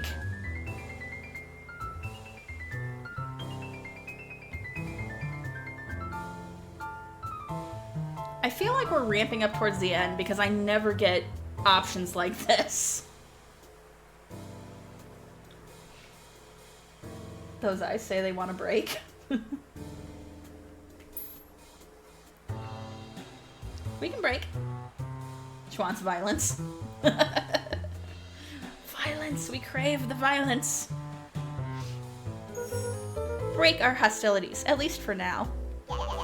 We do like breaking things. Even if a truce means less breaking things. What if I told you there was a way to have a truce and break stuff? Go on. I need you to cause a distraction so I can sneak into Perennial Harvest HQ. A wild-eyed grin spread across Iggy's face. My, Luca Van Horn, I'm impressed. And after all this is done, maybe you and Tish can come hang out at the treehouse sometime. Iggy glanced over to Tish, who nodded in agreement. Fine. But not because we want to see your crappy treehouse. We just like to cause chaos. Smooth. With a quick nod, Luca was off.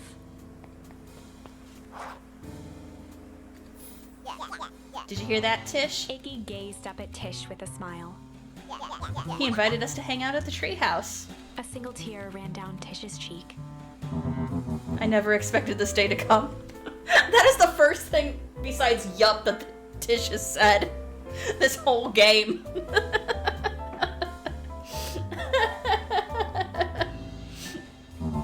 How wonderful.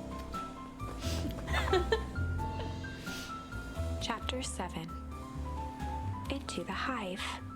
A good heist requires preparation. And thorough preparation takes time. Something they had precious little of. So far, everything was in order. Jeff, Iggy, and Tish all agreed to do their part. Beck radioed Luca that night with a simple and covert message. We are locked and loaded on my end. And Rollo, after a lengthy confession, managed to persuade Roxy and Fitz to help.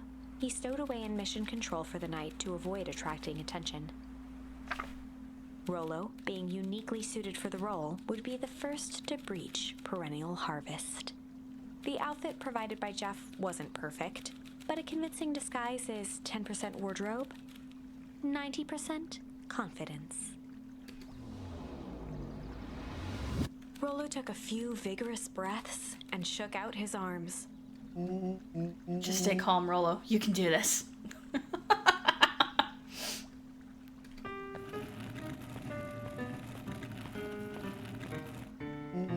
Got your delivery here.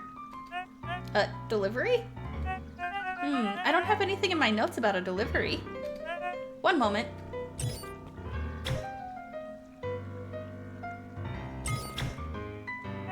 I'm so sorry, but there's no delivery scheduled for this morning. Right. He had to think quick. Nothing says delivery man like a mustache. That's like the quintessential thing. When you see a mustache, you're like, oh, delivery guy. That's because this goes directly to the founder. He asked that it be kept secret. Rollo sighed, adjusting his tool belt. You know how the founder can be. I suppose we can leave this one off the records.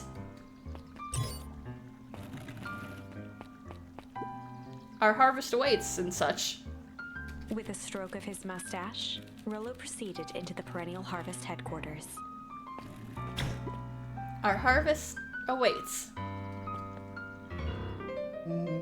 Package here for the founder. Oh, I didn't hear anything about... Yeah, this is a need-to-know kind of a thing.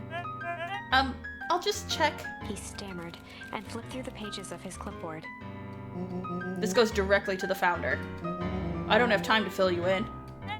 Oh, I see. If you could just complete this form. Rollo interrupted with urgency in his voice. Every time with the forms.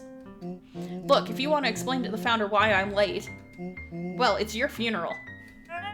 I'm sorry. What did you say your name was again?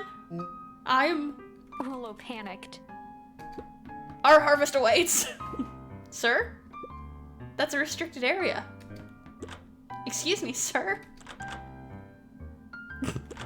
Our harvest awaits. Oh, Rollo. Ready to light this candle, Tish? Yup. Suck on this, perennial ham fist. Yes, it is very important not to panic, and Rollo needs to take, like, a deep breath.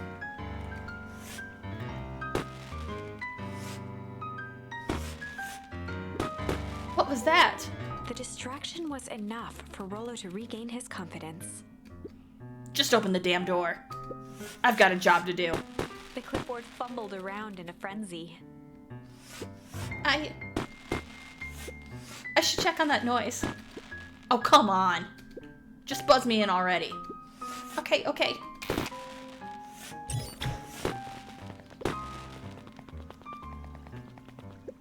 Phew. That was close.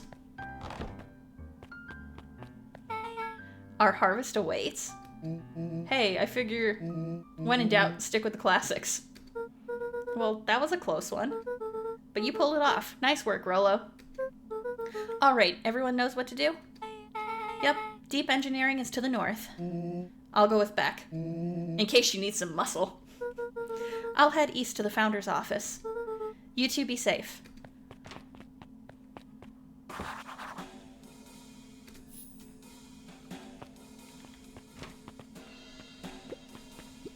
That's odd. There's not even any cups for the water.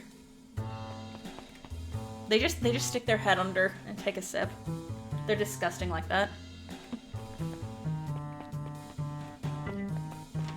Ooh. I have no idea where I'm going. Oh my god, I really don't know where I'm going. That seems like a dead end.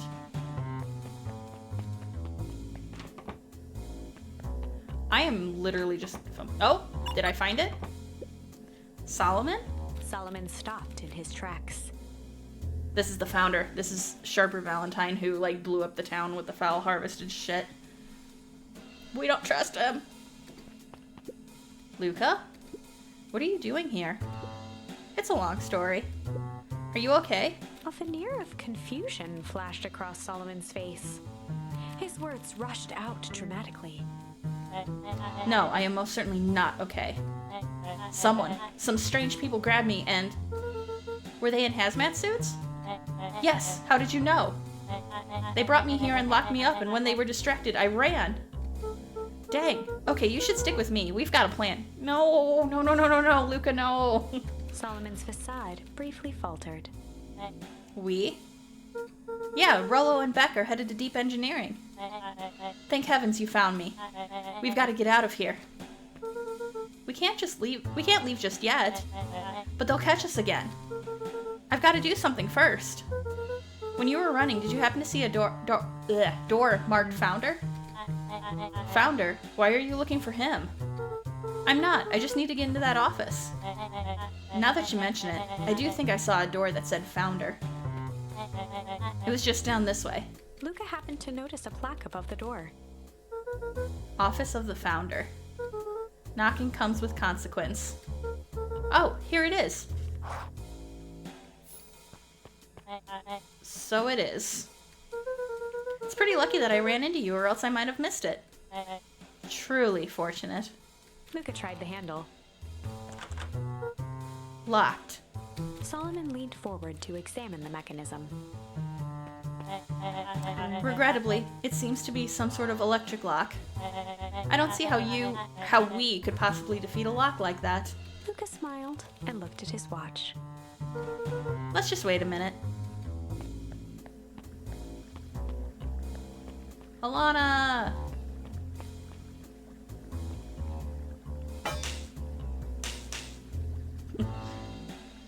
I don't know what sort of funny business you're up to, but I like it. I love that pig. She mimed a quick hat tip and ambled off with a whistle. Howdy. Good afternoon. The light on the keypad changed from red to green. How did you do that? It's good to have friends. Okay, let's get inside before someone spots us. Ugh, I need some water. Luca switched on his walkie-talkie. Rollo, I'm in. As expected, there's a control panel. Great timing. We're stuck at a locked door marked 24601. Need you to get us through. What if someone catches us? We should get out of here. I'm not leaving my friends, Solomon. On the computer screen, a green cursor blinked in a password field. Surely you don't have a way to get around the password. Luca pecked out his best guess. Underground secrets. It's a Les Mis reference. Oh my god, it is. That's so good. The screen blinked to life. Columns of green numbers glowed on a black background. How did you just guess that? Oh, it's this absurd password Rollo heard when he was down here before. It's funny how someone arrogant enough to call themselves the founder uses such a basic password. Eat shit, Solomon. Or they were thinking several moves ahead, not expecting anyone to guess something so simple. These villain types always end up outsmarting themselves. Solomon's jaw clenched into a half smile. Your powers of deduction are as impressive as your luck. Luca quickly scanned the columns for number 24601. Rollo, I think this should do it. Bingo bango, doors open. Luca, you never fail to impress. What is that slippery lout even doing down here? We have a friend whose mom is in trouble. We're here to get her out. I see. Okay, Luca, I think we're close. The next door is marked 13806. Once again, Luca scrutinized the numbers on the screen. In that moment of distraction, Solomon reached forward and pressed a large red button. Maybe this one opens the lock. Crap, we've got company. Luca, must go faster. One sec, I can't think with all this noise. He quickly skimmed the screen with his finger. Here it is, 13806. Go, go, go. Curse these fumbling hands. My apologies, Luca. Don't beat yourself up. I know you were just trying to help. He wasn't! He wasn't!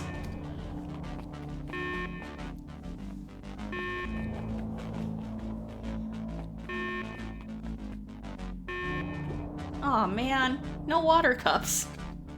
Rollo!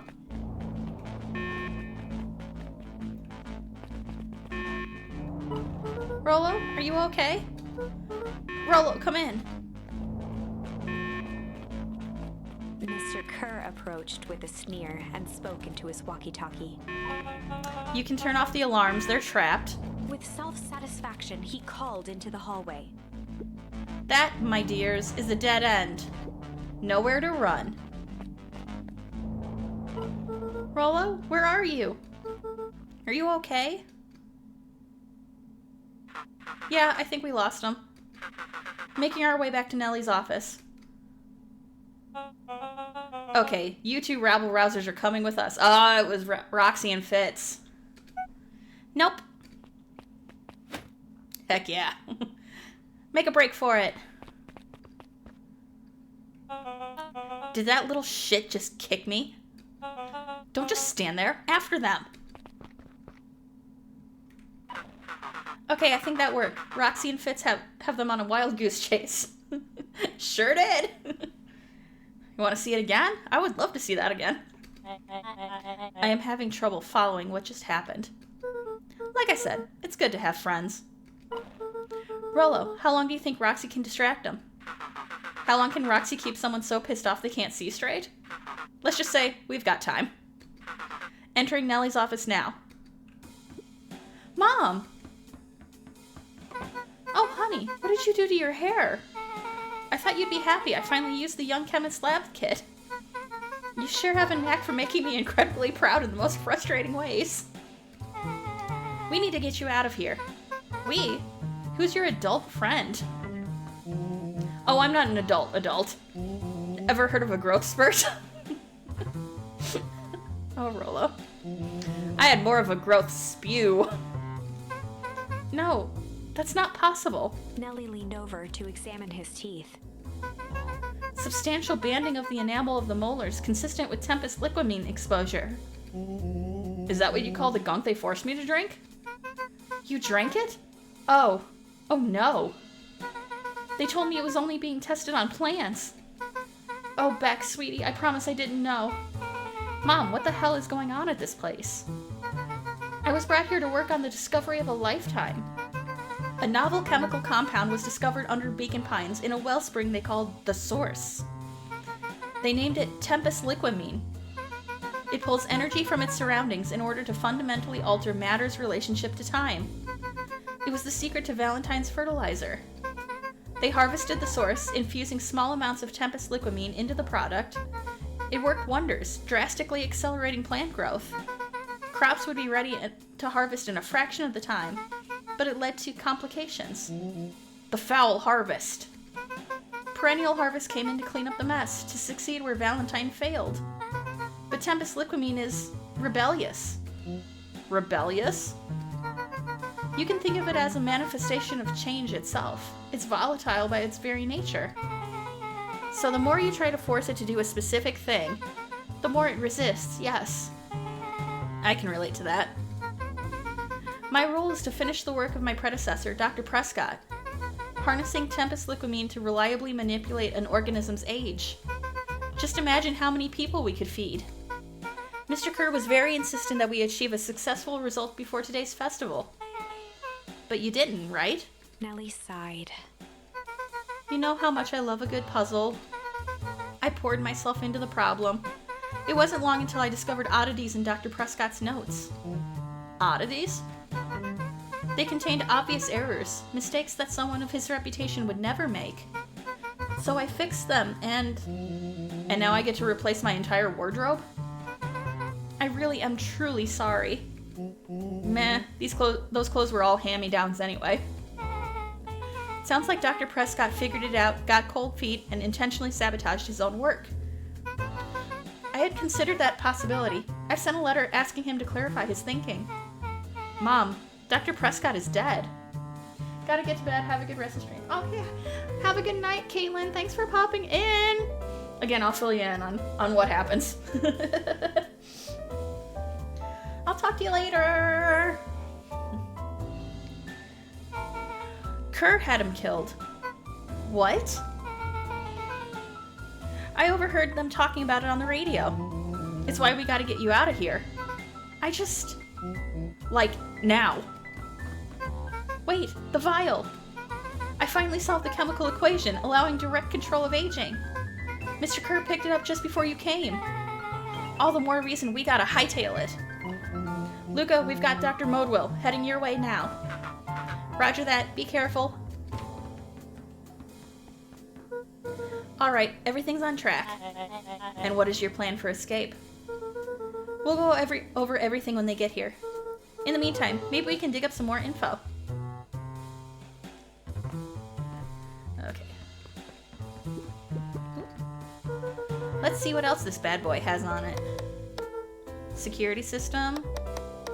Time card logs. Payroll. You know, for being so evil, this guy sure is boring. Solomon muttered inaudibly. Just you wait. Huh? Oh, nothing. Malice 80 proof whiskey. A hard drink for a hard man. Wow, even his alcohol is arrogant. Solomon once again muttered under his breath. I should just smother you right now. What's that? I said I shouldn't bother you right now. Don't be silly, you're no bother at all.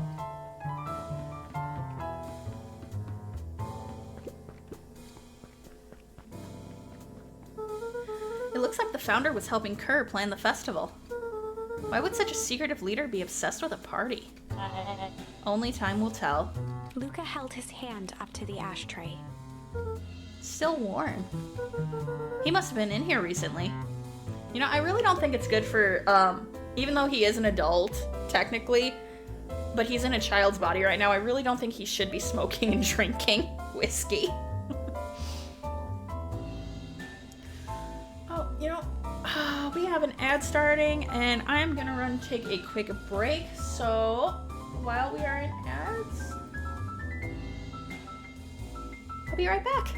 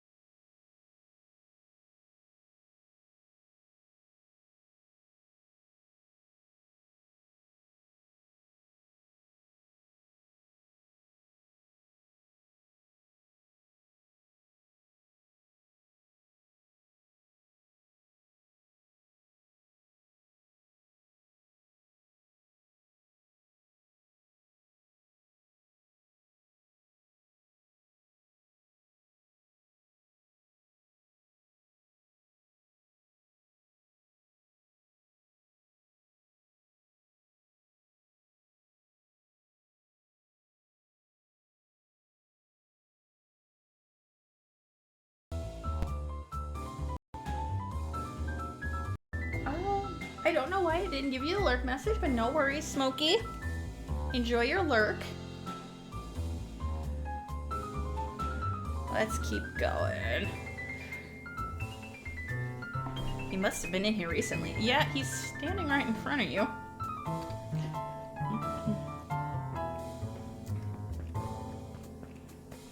The book's on the chair. Come on, Luca.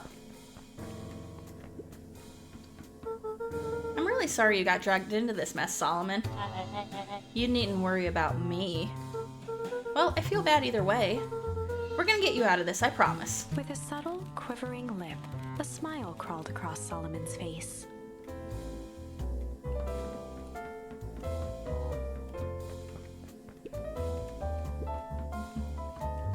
Luca tugged on each of the cabinets. Dang, this must be the good stuff. They're all locked. Perhaps he's not as careless as you suspected. They heard the trampling of frantic footsteps from the hallway. Lock it, lock it, lock it! Locked. That was close. When we left Nellie's office, it was swarming with clipboards. We barely got away. Did they follow you? Yeah, sounds like they did. Rollo. Before we start tossing blame around, is it possible someone ordered a pizza?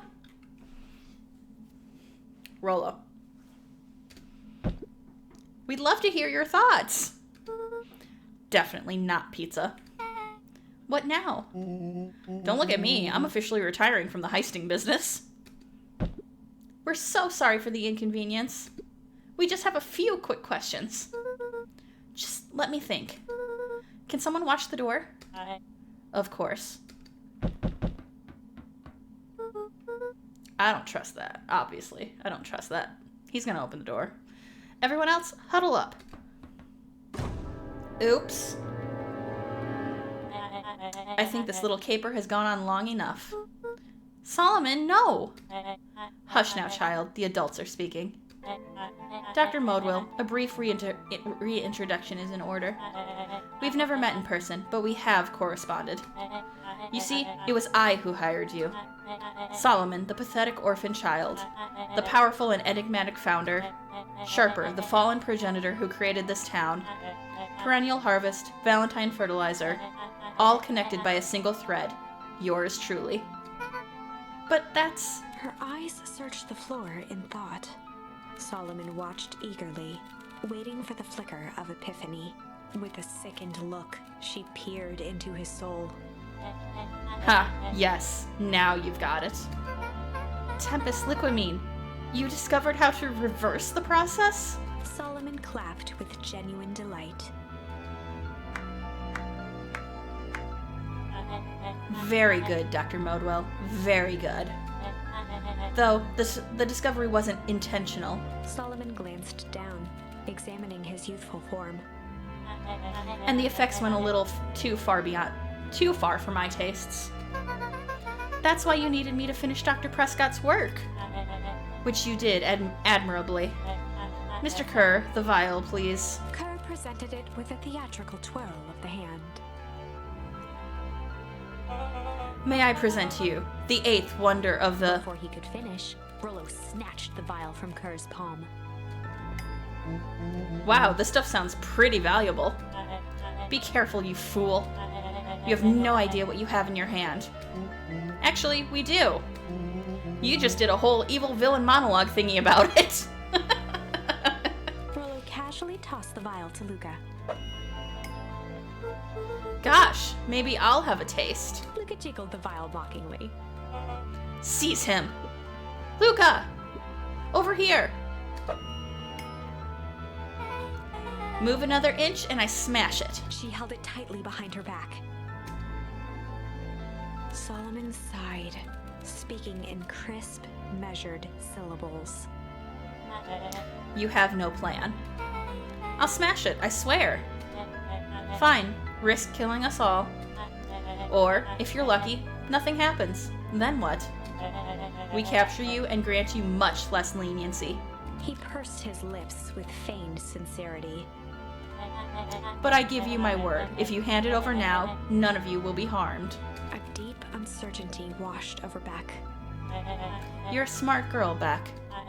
But there's no shame in being outwitted by someone smarter than you. We both know there is only one way this ends. She looked to Nellie shakily. With a dispirited nod, Nellie sighed in defeat. Beck slowly approached Solomon. Smash it back, smash it back, smash it back. That's a good girl. Beck, don't do it. We can't trust that jerk. I'm sorry. He's right. With apprehension, Beck conceded. No, Beck! Solomon pocketed the vial and brushed off his shoulder with a sharp flick. Mr. Kerr, you have allowed yourself to be humiliated by a group of children. Report to my office tomorrow for a performance review. The blood drained from Kerr's face. Of course, sir. But first, you have a speech to make. Trot out there and give me the introduction I deserve. And don't forget to smile. Yes, sir. And to think, all of this is thanks to the efforts of Mr. Van Horn. I don't understand. How is this all because of... No, it's your dad, honey. It's your dad. Ha! I said Mr. Van Horn, silly child. Dr. Walt Van Horn. Your father was always a thorn in my side. I offered him an opportunity to be a part of something great, but the fool was blinded by righteousness. He even broke into my laboratory in an attempt to sabotage my work. Solomon shook his head with gratification. But the universe has a funny way of correcting course. By meddling with a force he didn't understand, Walt showed me its true potential. As fate would have it, Luca, your father's dying act was to grant me eternal life. A muffled applause resonated faintly through the walls. Well, that's my cue. After the festivities and my subsequent ascension, I will return to deal with you all. Until then, I suggest you use this time to reflect on the magnitude of your failure. You three keep post outside the door.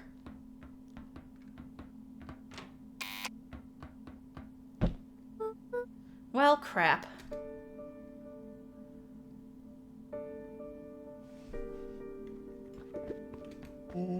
I can't believe Beck sold us out like that. I'm not sure she had any other choice. So what now? What's the plan? I don't have one. Of course you do. You always have a plan. Rollo, you just need some time. Rollo, it's over. We lost. Nellie was staring at the floor, deep in thought. Sorry, Luca. Give me a minute to calm my mind. Hey. I'm sorry, Luca. I did what I had to do. I know. It's just, we were so close. I've got a feeling that eventually Solomon will get what's coming to him. Time wounds all heals. Yeah, okay, I had to make sure I read that one right. Time wounds all heals. Well, time seems like less of an issue for him now. Luca, there's something you should know. After Mr. Kerr locked me in that office, I had nothing but time and curiosity. I poked around a bit, hoping to find a means of escape, but I found something else. A note, hidden in a false drawer. What sort of note? Dr. Prescott must have sensed his time at Perennial Harvest was growing short. So he left behind a letter with the hope they would be found by his successor. It was a confession of sorts. He left it for me, but its contents... Luca, I think they were meant for you. What? What did it say? It was about an incident with your mother. Dr. Prescott found her in his lab with a stolen keycard. There was an accident. She had been exposed to extreme amounts of Tempest liquamine. And here we find out again that Gran is actually his mom. The color dropped from Luca's face. She survived. Dr. Prescott decided to help her recover. He no longer trusted Perennial Harvest, so he kept her whereabouts a secret. Over time, your mother led him to reconsider the purpose of scientific discovery. Science is often at the vanguard of change, but that doesn't mean it's always right. He realized that no one should have control over something as powerful as time itself. I now believe that's why he began to intentionally sabotage his own work. And it cost him his life. That's a reasonable conclusion.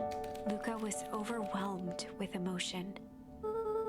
But if she's alive, where has she been? Where is she now? A sudden explosion sounded from the hull. Uh-oh. Uh-oh. Chapter 8. Comeuppance.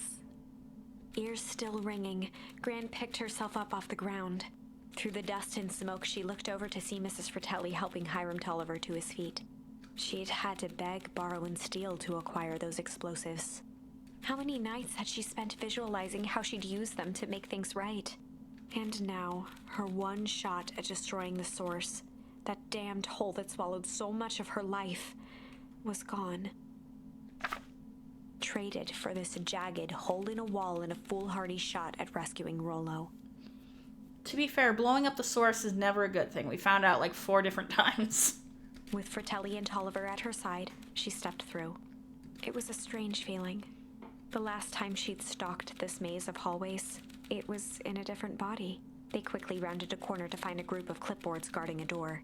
Something worth guarding is probably something worth seeing. She leapt forward, brandishing her cane. If her last chance at vengeance for things lost was truly gone, she would just have to fight to keep what she still had.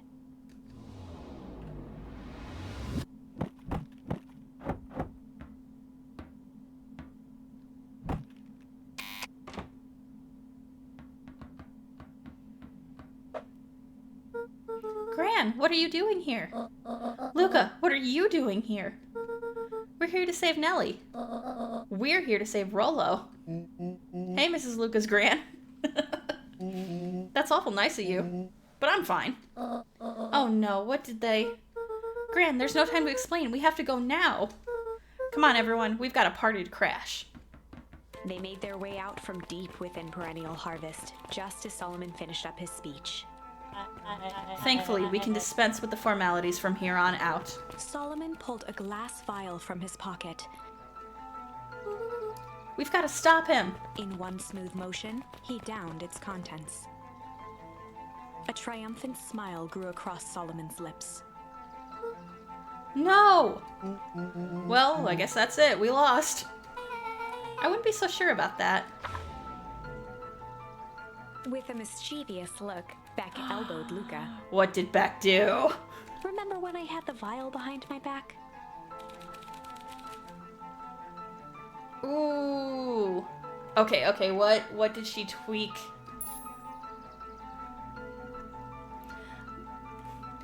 Might have tweaked his wonder potion with a little junk, change, or malice.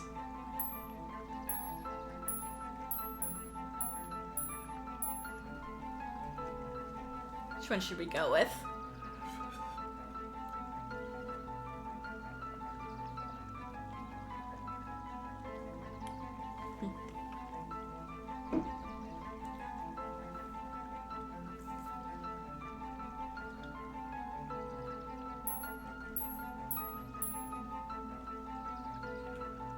Kind of feeling change. I'm gonna go change. See what happens. Might have tweaked his wonder potion with a little change. Like pocket change? Your unlucky penny. Yeah, I plopped it in the vial when no one was looking.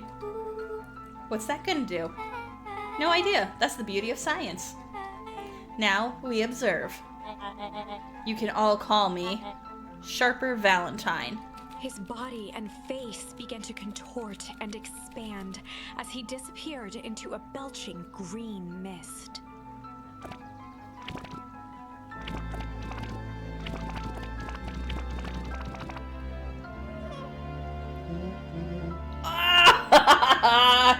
She reversed it. Holy crap, he's a baby? Yeah, but he's still Sharper, right? What he was no longer matters. This is an innocent child. I apologize for all the harm my father has caused you. Look how angry that baby looks. Eris awkwardly cradled the squirming child. She looked to her brother, her voice shaking with uncertainty. Augustus, what do we... We do what Valentines always do. What must be done. I'll hurry home and prepare a crib for father, young Sharper. That would be a great help. Thank you. She looked back down at the infant with equal parts kindness and terror in her eyes. With a shake of her head, Eris addressed the crowd with a stern scowl. Okay, everyone. The show is over. You may leave now. Epilogue. Beacon Pine's coldest summer on record came and went without much fanfare. Folks shared what they had, and none were left wanting. The new school year was ushered in by the falling leaves of autumn. After everything Luca, Rollo, and Beck had been through, middle school was bearable. The chill of winter didn't seem to bother people much. They kindled a hope for a better future in their hearts. When spring arrived, farmers planted their crops with a sense of joy and optimism. And as the dawn of the first day of summer came again, its light slowly spread through the shallow valley. Is this really the end? It crept over the town square, across the river, past the neglected welcome sign, and came to rest on a young boy sleeping at dawn, his mind at peace, knowing he is here for a reason.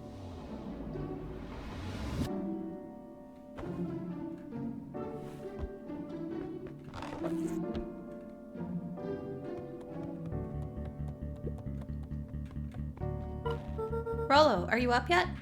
Roger that. It's a beautiful day at Mission Control. You gonna swing by? Be there in a minute.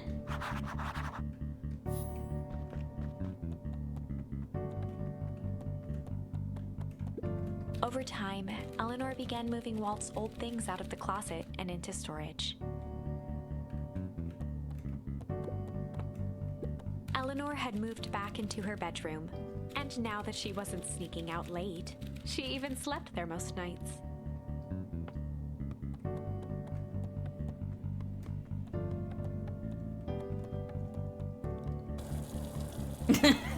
The sink is still going and the fridge is still open. I love it. Mom, I'm ready to go now. You go on without me. I'll meet you there. I've got a batch of jam to finish jarring. It's funny. I only started making jam as a way to send messages without anyone noticing. But now, I enjoy it.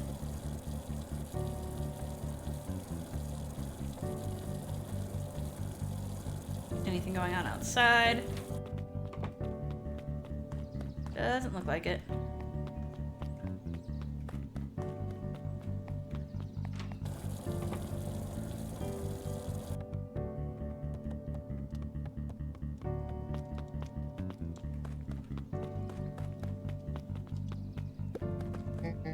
I hear you and Rollo have big plans for that little treehouse. Yeah, it started getting crowded after we revoked max capacity 1 Rollo, 1 Luca rule. So we decided to expand. But at least we got some help with that. How's the internship at Nellie and Alana's shop going? It's been great. I'm hoping it helps me get into the School of Agriculture up at State. Also, Nellie said she'd write a letter of recommendation, which would be huge. I just can't help but worry about leaving Rollo. He's grown up so fast, but he's still my little brother. Yeah, he had a heck of a growth spurt. I don't just mean grown, literally. This morning he was up and finished his chores before I even had breakfast. Well, some of that might be his excitement about the treehouse renovations. Don't tell him this, because it'll go to his head, but I'm really proud of that little punk. I'm sure he feels the same way, but he's just too dang proud to tell you. I know.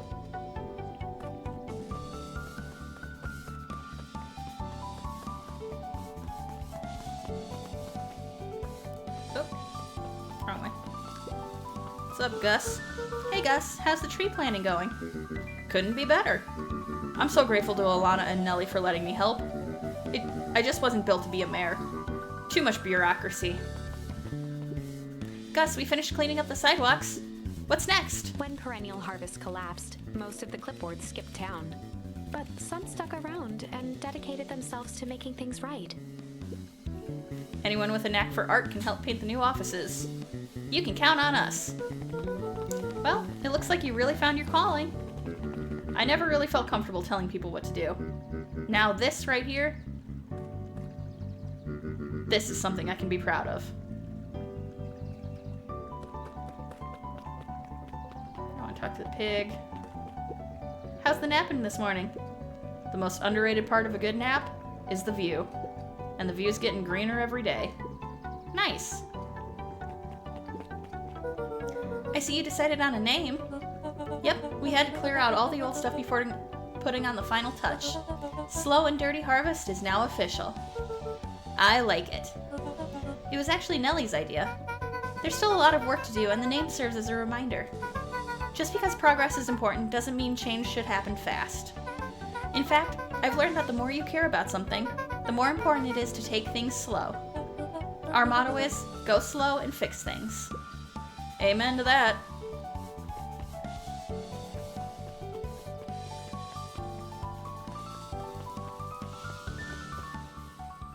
Ah, a little higher. Yup. Little lower. Yup. Little higher. Yup. I'm telling ya, the angle isn't the issue. We need more power to the radio. Luca, there you are. Would you tell him it's not the angle? Hey, I'm not in charge of an antenna redesign. Fine, fine. Iggy, just don't do anything drastic until we get back. Who, me? Tish, you're in charge while I'm gone. Yup. They'll be fine, right? It'll be fine. If we really want Mission Control to turn into something bigger and better, we have to loosen our grip a bit. You're right. Lead the way. Off to Bex.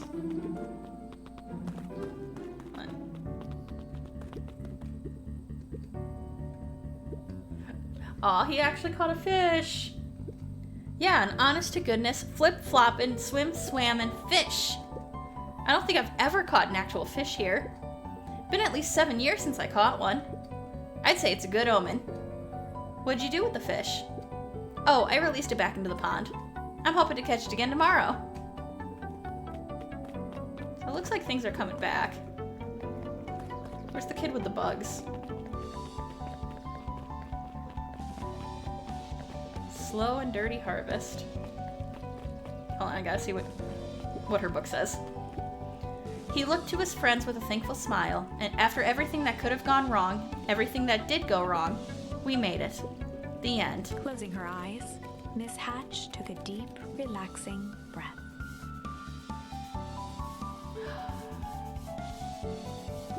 Oh, hello, Luca. How are you? Really good, actually. That's wonderful. Did I miss anything? You missed nothing. I think you're pretty much up to speed. Young Mr. Van Horn. How's little Solomon, or Sharper, doing? Young Sharper seems to enjoy nature more than I, so we do a lot of strolling these days. Has he, attempted to crawl out of his crib and plot world domination? Yeah. Thankfully, no. I spoke at length with Dr. Modwell, and she feels that Sharper's infant mind was not developed enough to retain his previous memories. For all intents and purposes, the child is unmolded clay. Let's hope he's a little nicer the second time around. That is the objective, yes.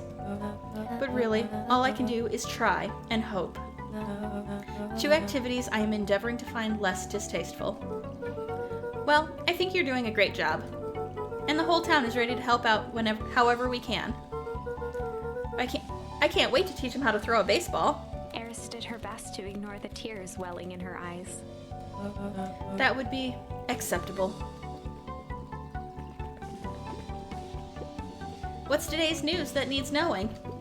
I'll give you tomorrow's headline today. Our old friend Patrick C. Montesquieu, aka William Kerr, just performed a stirring rendition of The Iceman Cometh at the State Correctional Facility. Oh, good. I hear there wasn't a dry eye in the house. At least he's still able to act. He's in prison, but he's able to act. Well, I guess he has plenty of time to work on his craft.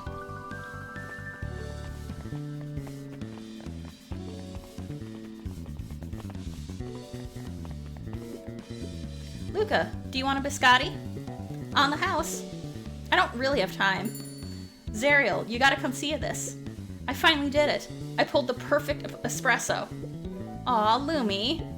If I didn't know better, I think you're proud of something. As if. No. It's too late. You are now officially a person that cares.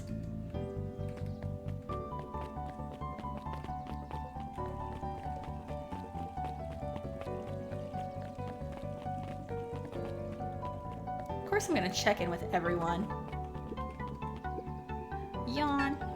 I'm glad you swung by. More follow-up questions for your story? Nope, I got everything I need. Thanks again for that.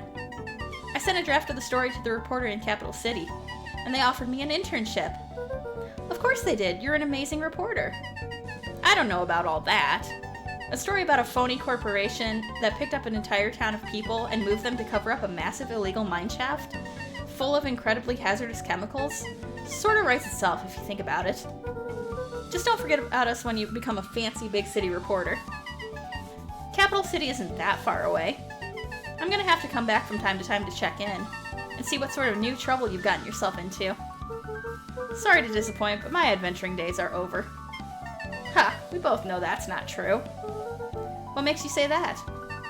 Call it a reporter's intuition.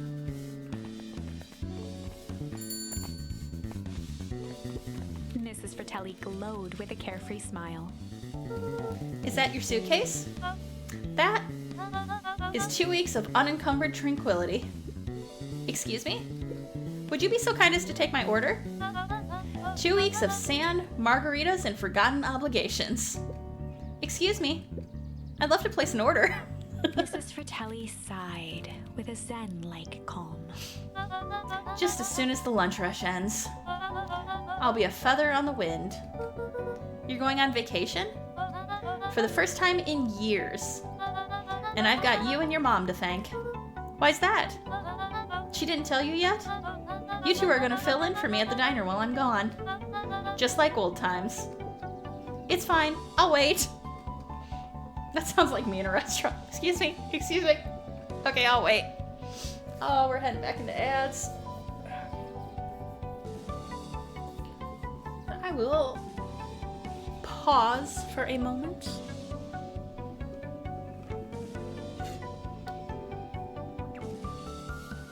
I am not a drone clone clipboard, though. That's very much me.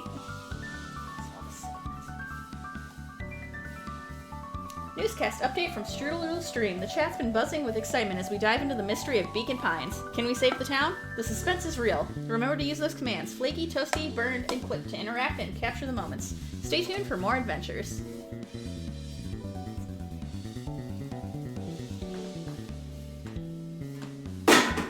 Yeah. Oh, hi. Hi, little Wheezy.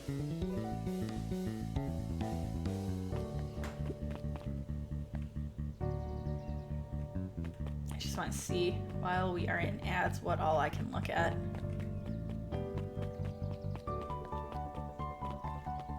Out of my way, Rollo.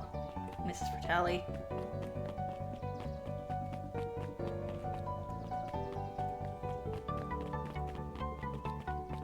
I think just that picture. Oh, that picture might send us into a...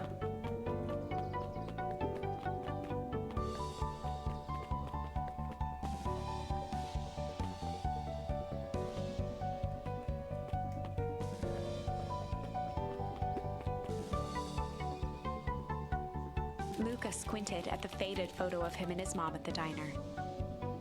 Okay, I'll wait.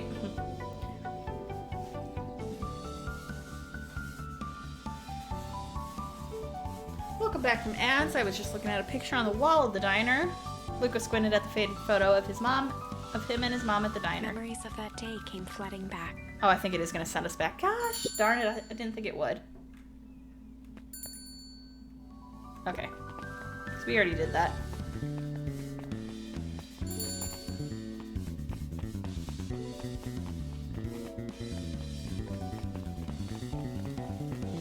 Beck's house this way. Wait. I think Beck's house is that way, so I want to go this way first. Yeah! Wow, back for seconds? If it's not too much trouble. For the longest time, I didn't understand the appeal of ice cream. It serves no purpose, other than to be briefly enjoyed, and then it's gone. But it's pretty tasty while it lasts. I'm inclined to agree. Hey Luca, can you tell Roxy I'll be free in an hour? Sure thing. My dad's making me stock the shelves for the summer. He said it builds character. I think he meant to say it builds calluses. Builds character. Yeah, it builds something, alright. Luca, can I interest you in a delicious apple? He playfully waggled an apple. No thanks, just saying hello. Well, hello then. Mind telling your mom we need a new crate of jam? Already? It's funny, I used to hide this stuff in the back, terrified that someone would find out about our secret messages. Now everyone wants to get their hands on Eleanor Van Horn's famous spy jam.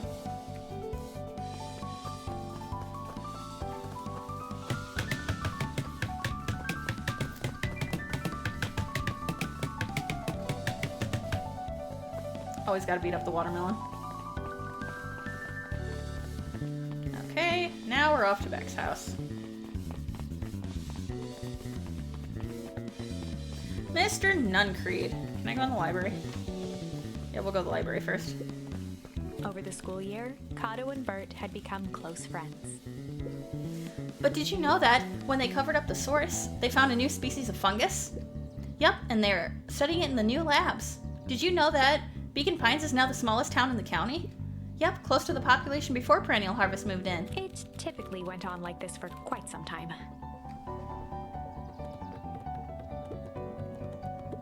I can't believe it's over. Yeah, the town's really starting to turn a new leaf. The town? I was talking about Hank Atomic. I just finished the last issue. How was it? As great as always. Hank finally returned to Earth. But I just feel weird now. Weird can be cool. It just means you're ready for something new. Any suggestions? You could ask Miss Hatch about what she's always reading. She seems to really enjoy it. Huh, maybe I'll do that.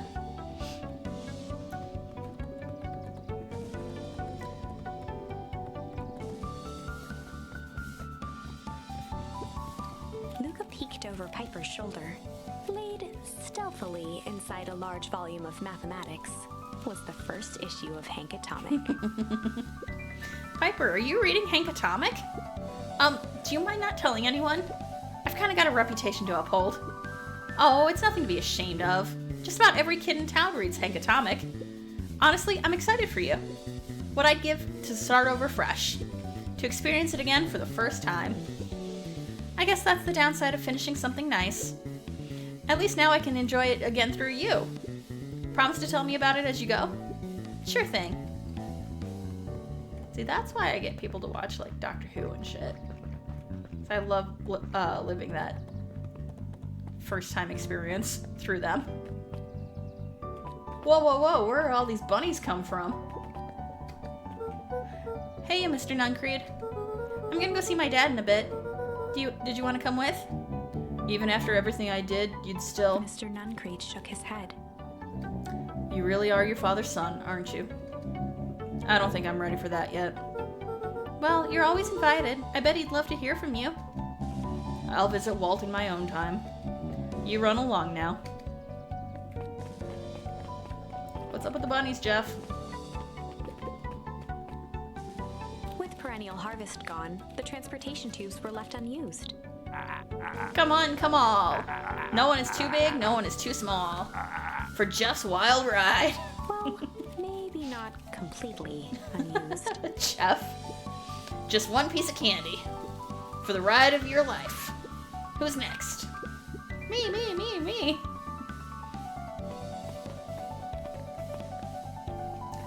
Oh, Jeff. There's the bug kid. Guess what? Yesterday, I saw a Dynasties Titius. Titius? Whatever either of those words are. And that's good? It's great! I haven't spotted one of those in years. At this rate, Beacon Pines is going to become the bug capital of the county.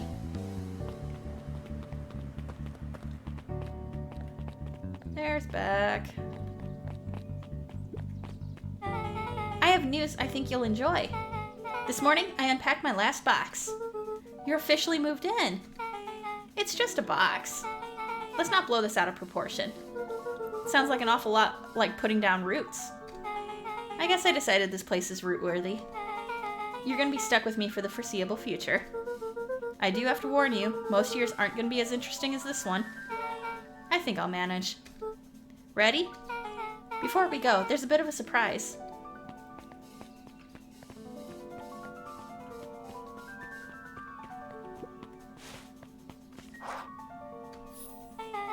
My mom's prepared this tree especially for you. They didn't have to do that. It wasn't just them. Just about the whole town pitched in. We all owe you. It should do okay in the cold of Old Beacon Pines, and thrive as things warm up. That's perfect.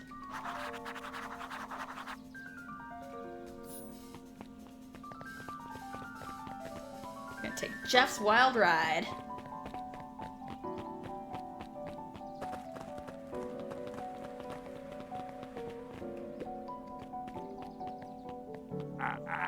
you got it. Now that's a good-looking tree. Being a special occasion and whatnot, this ride's on the house. You're gonna want to hang on tight to that little tree.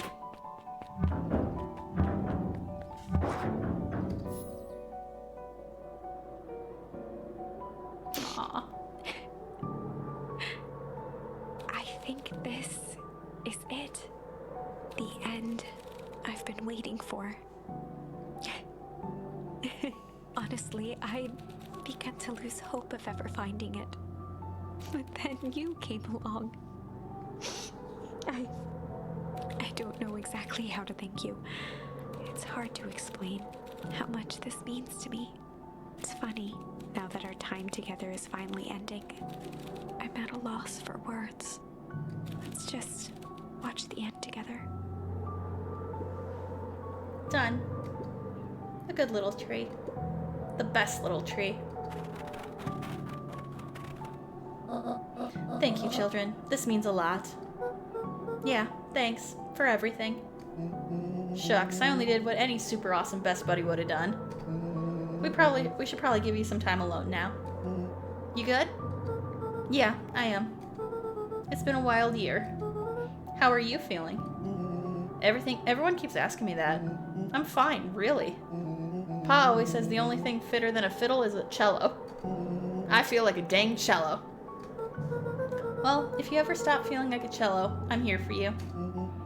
I know, you don't even have to say it. You two make an awesome pair. Excuse me?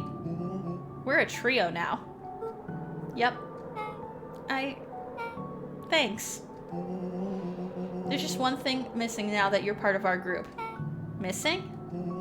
Let me tell you a little story about a man named Hank Atomic. Oh, God. I won't be long. We'll be waiting for you back at the phone booth.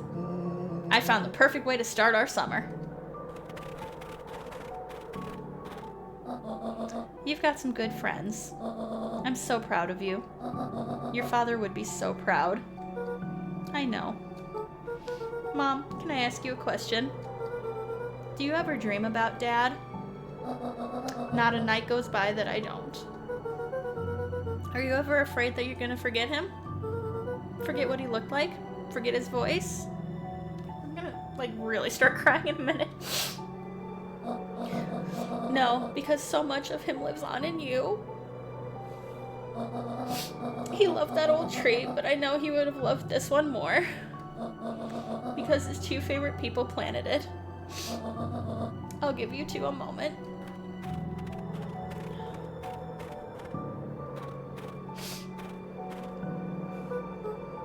Hey, Dad. Dr. Modwell says that over the next few years, this place should warm up, so you won't have to be so cold for much longer. I think I finally understand why you left that night. There were things you believed in. Big things. Those beliefs were the things that made you, you.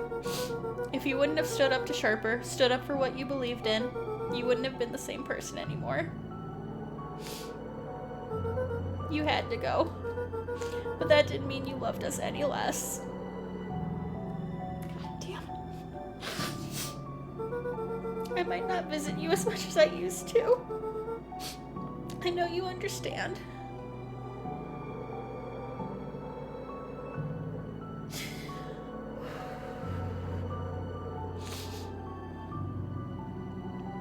Oh God, this has been an emotional night.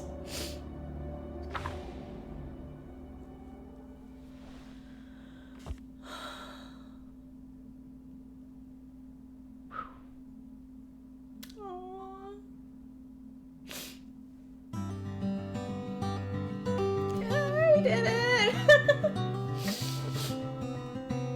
Oh, it was such a good game.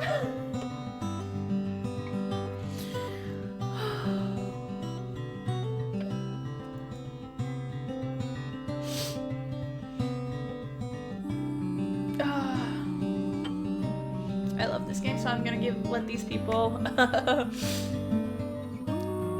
have their dues. Oh my God.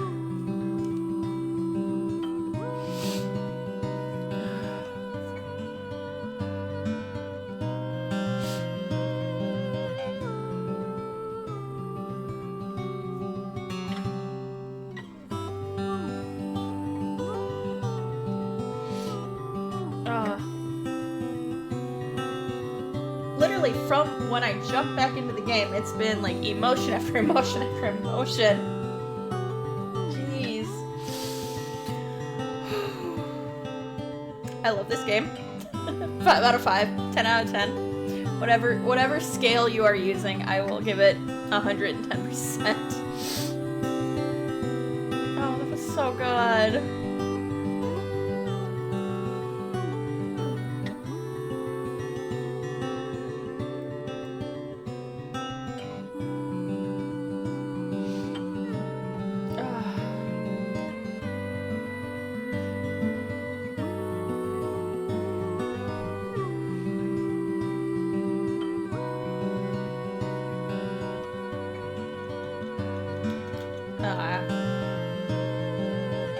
Okay, one downside is I cannot actually skip this. That's fine. Look at all these amazing people that brought this game into existence.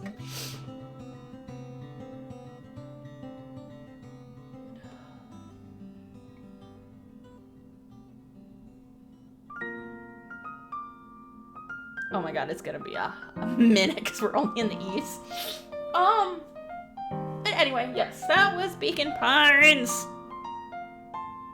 Yeah, so go to chatting.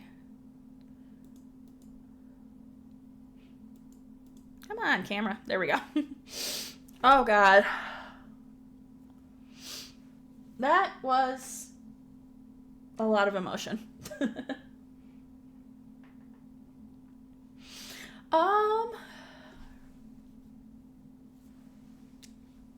I'll just let the music keep playing. That took me almost to 3 full hours. Wow. Okay. Thanks for hanging out tonight. Thanks for helping me make decisions. Thanks for letting me cry. Yeah, like I said, I will trying so hard to stick to a schedule. So I will be here tomorrow unless something drastic happens. We are going to be diving back into, it's been so long since I played my Astral Ancestry Legacy in The Sims, so we're going to jump back into that. Keep going because we're in Gemini right now. Almost to Cancer, and that's my sign. So, yeah, we're going to jump back into that tomorrow. Let's see who we can, we'll go hang out with someone. Who do we want to go hang out with?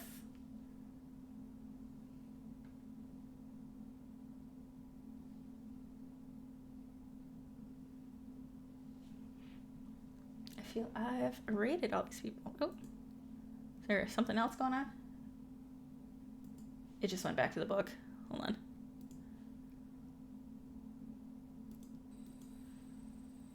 See if there's anything going on there.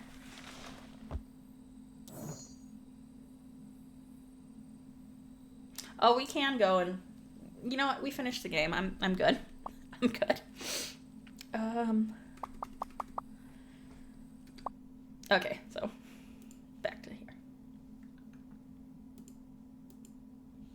Okay, so got some music on again.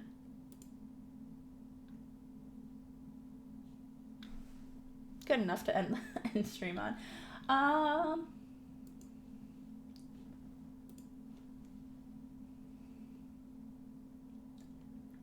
trying.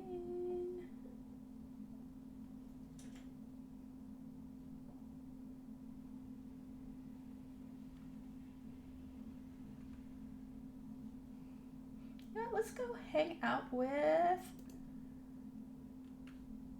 Doodle Monster. Not sure what game they're playing, but it looks interesting. And we'll just go have some fun. Thanks for hanging out tonight again. I love you all so much, and I will see you all tomorrow. Bye.